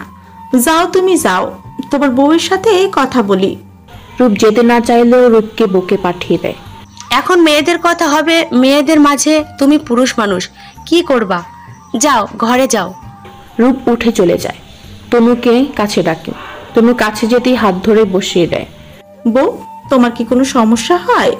তনু উত্তর দেয়, কিসের সমস্যা? শেফালি বেগম ধমকিয়ে প্রশ্ন করে, বুঝেছি না, কি সমস্যা? নানু আপু তনুর হাতে এক বোতল পানি ধরিয়ে দেয়। এই নাও পানি পড়া, এটা মাজারের পানি পড়া। যারা খায় তাদের বছর ঘুরতে না ঘুরতে বাচ্চা হয়, তোরও হবে, চিন্তা করিস না। তনু নিতেই চায় না। শেফালি বেগম জোর করে হাতে পানি পড়া গুছিয়ে দেন। তিনি সাথে করা একজোড়া বাতাবি লেবুও এনেছেন। বউ, এই জোড়া একসাথে খাবা, তাহলে জোড়া বাচ্চা হবে। বহু কষ্টে এই জোড়া জোগাড় করছি, বছরে একবার ধরে, অনেক গুণের জিনিস, এখনই খাবা কিন্তু। তনু বিস্ময়ের সাথে তাকিয়ে আছে। এতগুলো একসাথে খাবো? হয়, একসাথে খাবা। যাও, এখনই খাও, দোয়া কালাম পড়িও। তনু ঘরে যায়। রূপ বিছানায় উবু হয়ে শুয়ে বই পড়ছে। তনু বাটি ভর্তি বাতাবি লেবু মাখা নিয়ে বসে পড়ে রূপের পাশে। রূপ মুখ তুলে তাকায় তনুর দিকে। ওগুলো কি? লেবু দেখো না। গাছের সব বাতাবি লেবু নিয়ে বসতে পেট খারাপ করবে না? না, করবে না। রূপ উঠে বসে তনুর হাত থেকে নিয়ে এক চামচ খেতে নিলে তনু বলে ওঠে, নানু আপু শুধু আমারে খাইতে বলছে, পানি পড়াও দিছে। রূপের কপালে জোরে উত্তর দেয়, কেন? এগুলো খাইলে বাচ্চা হয়। কি যত সব আজগুবি কথা। তুমি খাইলে তোমারও হবে। কি বলিস? রূপ হাসতে হাসতে এক চামচ খায়। বাচ্চা তোর হোক বা আমার হওয়া নিয়ে তো কথা, একজনের হইলেই হলো। তনু মুখ ভেঙচি কাটে। এগুলো সব কুসংস্কার। নানু আপু পুরনো দিনের মানুষ, উনি এগুলো বিশ্বাস করতেই পারেন, তাই বলে তুই এসব আজগুবি কথা মানবি নাকি? তনু খেতেই থাকে। রূপ হাত থেকে বাটিটা কেড়ে নেয়। শেফালি বেগমের মাথা প্রচন্ড গরম হয়ে আছে। সকাল থেকে তিনি নিজের ঘর থেকে বের হননি। খাওয়া দাওয়া তো দূরের কথা, আঞ্জরা বানু শেফালি বেগমের সাথে কথা বলতে গেলে তিনি সাফ জানিয়ে দেয় প্রয়োজনে তিনি রূপের বিয়ে দেবেন, কিন্তু তারপরেও তার একটা নাতি অথবা নাতনি চাই। চাই মানে চাই। রূপ মায়ের কাছে যায়, শান্ত গলায় প্রশ্ন করে, মা এমন কেন করছো? বাবা, আমি কি নাতি নাতনির মুখ দেখবো না? আল্লাহর ইচ্ছা হইলে অবশ্যই দেখবা। তনুর কি কোনো সমস্যা আছে? ডাক্তার কি বলেছে? আমার থেকে কিছু লুকাস না বাবা। রূপ চোখ মুখ শক্ত করে প্রশ্ন করে, যদি সমস্যা থাকে তাহলে কি করবা? তোর আরেকটা বিয়ের ব্যবস্থা করি। এবার রূপের মাথাটা গরম হয়ে যায়। শুধুমাত্র একটা বাচ্চার জন্য এত বছরের ভালোবাসা জলাঞ্জলি দিব? বাচ্চা তো যে কোনো অনাথ আশ্রম থেকেও পাওয়া যায়। আমরা না হয় কোনো অসহায় বাচ্চার দায়িত্ব নেব। শেফালি বেগম রূপকে ধমকিয়ে থামিয়ে দেয়। যারে তারে টোকাইয়ে নিয়ে আসবি আর আমার তারে মানা লাগবে? রূপ একটু চেঁচিয়ে ওঠে, তার মানে তো তোমার কথা অনুযায়ী তনুর সমস্যা থাকলে আমার তনুকে ছেড়ে দিয়ে আরেকটা বিয়ে করতে হবে নিজের জন্য, তাই তো? ছাড়বি কেন? তোরও থাকবে, সমস্যা কি? থামো তো মা। রূপ রূপ ঘুরে যায়, কিছু কাগজপত্র হাতে করে নিয়ে, নাও দেখো। কি এগুলো? রিপোর্ট। সমস্যা তনুর না আমার এখানে সব লেখা আছে, দেখো। শেফালি বেগম অবাক চোখে তাকিয়ে আছে রূপের দিকে। তোমার কথা মতো যার সমস্যা আছে তারে ছাইড়া দেওয়া উচিত, তার মানে তনুর উচিত আমার ছাইড়া দেওয়া। মামুনি তনুর জন্য ছেলে দেখো, আমার জন্য শুধু শুধু তনু কেন মাতৃত্বের স্বাদ থেকে বঞ্চিত হবে? তনু এতক্ষণ চুপ ছিল, এবার সব মৌনতা ভেঙে সে কান্না করতে করতে রূপকে জড়িয়ে ধরে। পাগল হয়েছো তুমি? কি সব বলো? তুমি যেমনই হও আমি তোমাকে ভালোবাসি, আর কিছু জানি না আমি। সত্যি বললাম, বলতে চাইনি কারণ নিজেকে ছোট মনে হয়, কিন্তু মা বুঝলো না। তনু আমার সবকিছু মেনে নিয়ে তুই থাকবি আমার সাথে। তনু কান্না করে, চুপ করে থাকে। মৌনতার সম্মতির লক্ষণ। শেফালি বানু কান্না করছে। সে তনুর কাছে ক্ষমা চায়। সত্যি সে বড্ড ভুল করে ফেলেছে। এত কিছুর মাঝে আঞ্জরা বানু কোনো কথা বলছে না, অবাক চোখে তাকিয়ে আছে রূপের দিকে। রূপ যেন জলজান্ত ভালোবাসার প্রমাণ। সবাই যে যার কাজে ব্যস্ত, পরিস্থিতি বেশ স্বাভাবিক হয়ে গিয়েছে। শেফালি বেগমও আগের মতোই স্বাভাবিক। তনুর প্রতি তার ভালোবাসা কয়েক গুণ বেড়ে গেছে। রূপ আঞ্জরা বানুর পাশে গিয়ে বসে পড়ে। ডাকছিলে মামুনি? রূপ, প্রত্যেকবারের মতো এবার আর প্রশ্ন করব না তুমি তনুকে ভালোবাসো কিনা, কারণ আমি জানি হয়তো এই পৃথিবীতে তোমার থেকে বেশি কেউ তনুকে ভালোবাসে না। রূপ মামুনের হাত চেপে ধরে। আঞ্জরা বানু একটু দম নিয়ে বলে ওঠে, আমি জানি প্রবলেম তোমার নয়, তনুর মধ্যে আছে। তনুর কমপ্লিকেশনের জন্য আমি দায়ী। সেদিন অ্যাক্সিডেন্টের পর ওর প্রপার কেয়ার নিতে পারিনি। I am sorry. ছাড়ো তো মামুনি, সন্তান আল্লাহর দান। আল্লাহর ইচ্ছা হলে হবে আমাদের বাচ্চা। ট্রিটমেন্ট তো চলছেই। এসব কেন করলে বাবা? দেখলে না মার মাথাটা কিভাবে খারাপ হয়ে গিয়েছিল। আমি চাই না আমার তনুকে কেউ অসম্মান করুক। আমি তনু সারা জীবনের সুখের দায়িত্ব নিয়েছি। রূপ বেরিয়ে যায় ঘর থেকে। আঞ্জরা বানু কাঁদছে, তবে এটা কষ্টের কান্না না, সুখের কান্না। সত্যি ভালোবাসা সুন্দর। মনে মনে আঞ্জরা বানুর একটু আফসোসও হয়। ইস, সেদিন যদি তনয় এভাবে পাশে থাকতো তাহলে হয়তো তার জীবনটা অন্যরকম হতো। কিন্তু না, সে তো তার তাসের ঘর তৈরি করেছিল, যেই ঘরে ভালোবাসার অভাব ছিল, সামান্য হাওয়ায় ভেঙে গেছে। তবে তার মেয়েরই ঘর ভালোবাসার অভাব নেই। এটাই তো মা হিসেবে শ্রেষ্ঠ প্রাপ্তি। ভালোবাসা সত্যি সুন্দর, হাজার অপ্রাপ্তির দুঃখেও সুখের। সকাল থেকে রূপকে খুঁজে পাওয়া যাচ্ছে না। সন্ধে হতে চলল, রূপের কোনো পাত্তা নেই। এদিকে ফোনও লাগছে না। তনুর যেন দম বন্ধ হয়ে আসছে চিন্তায়। আচ্ছা, অনুশোচনায় রূপ কিছু করে বসলো না তো? তনু আর কিছু ভাবতে পারছে না। প্রায় সন্ধে নাগাদ রূপের ফোন লাগে। রূপ কল রিসিভ করতেই তনু হাউমাউ করে কেঁদে ওঠে। নিয়েছি। কি হয়েছে, কাঁদছিস কেন? কই তুমি? আল্লাহর দোহাই লাগে বাড়ি ফিরে আসো। আমার সত্যি কিছু চাই না, তুমি হলেই হবে। প্লিজ বাড়ি ফিরে আসো, আমার তোমারে নিয়ে আর কোনো অভিযোগ নেই। রূপ মুচকি হাসে উত্তর দেয়, ঠান্ডা গলায় উত্তর দেয়, কাঁদিস না তনয়া, আজ না তোর জন্মদিন। আমি তো তোর জন্য উপহার নিতে আসছি, আর একটু অপেক্ষা কর প্লিজ। তনু কিছু বলতে যাবে তার আগেই রূপ ফোনটা রেখে দেয়। তনু কিছুটা শান্ত হলেও চিন্তামুক্ত হতে পারল না। প্রায় 8টা নাগাদ রূপ বাড়ি ফিরে আসে, সঙ্গে একটা সদ্যজাত বাচ্চা, ফুটফুটে একটা মেয়ে বাবু। তনু দৌড়ে রূপের কাছে যায়। রূপ বাচ্চাটা তনুকে দেখিয়ে বলে, দেখ বাচ্চাটা দেখতে একদম তোর মতো। তনু আঙ্গুল উঁচিয়ে বলে, বাচ্চাটাকে আমাকে মা ডাকবে? ডাকবে তোর আমাকে বাবা। তনু খুব খুশি। রূপ তাকে জন্মদিনের সেরা উপহার দিয়েছে। সেই বছর গড়াতে না গড়াতেই তনু কনসিভ করে। অনেক কমপ্লিকেশনের মাঝেই তনুর যমজ বাচ্চা হয়। 2টা ছেলে বাচ্চা হয়েছে। তনু আর রূপ এখন 3 বাচ্চার বাবা মা। মাঝে মাঝে রূপ মজা করে তনুকে বলে, তনু, নানু আপুকে বলিস এবার যেন তোকে ট্রিপল বাতাবি লেবু খাওয়ায়, তাহলে এবার একটা না 2টা একসাথে 3টা বাচ্চা হবে। তনু রাগী চোখে তাকায় রূপের দিকে। রূপ হাসতে থাকে। ভালোবাসা সত্যিই খুব সুন্দর।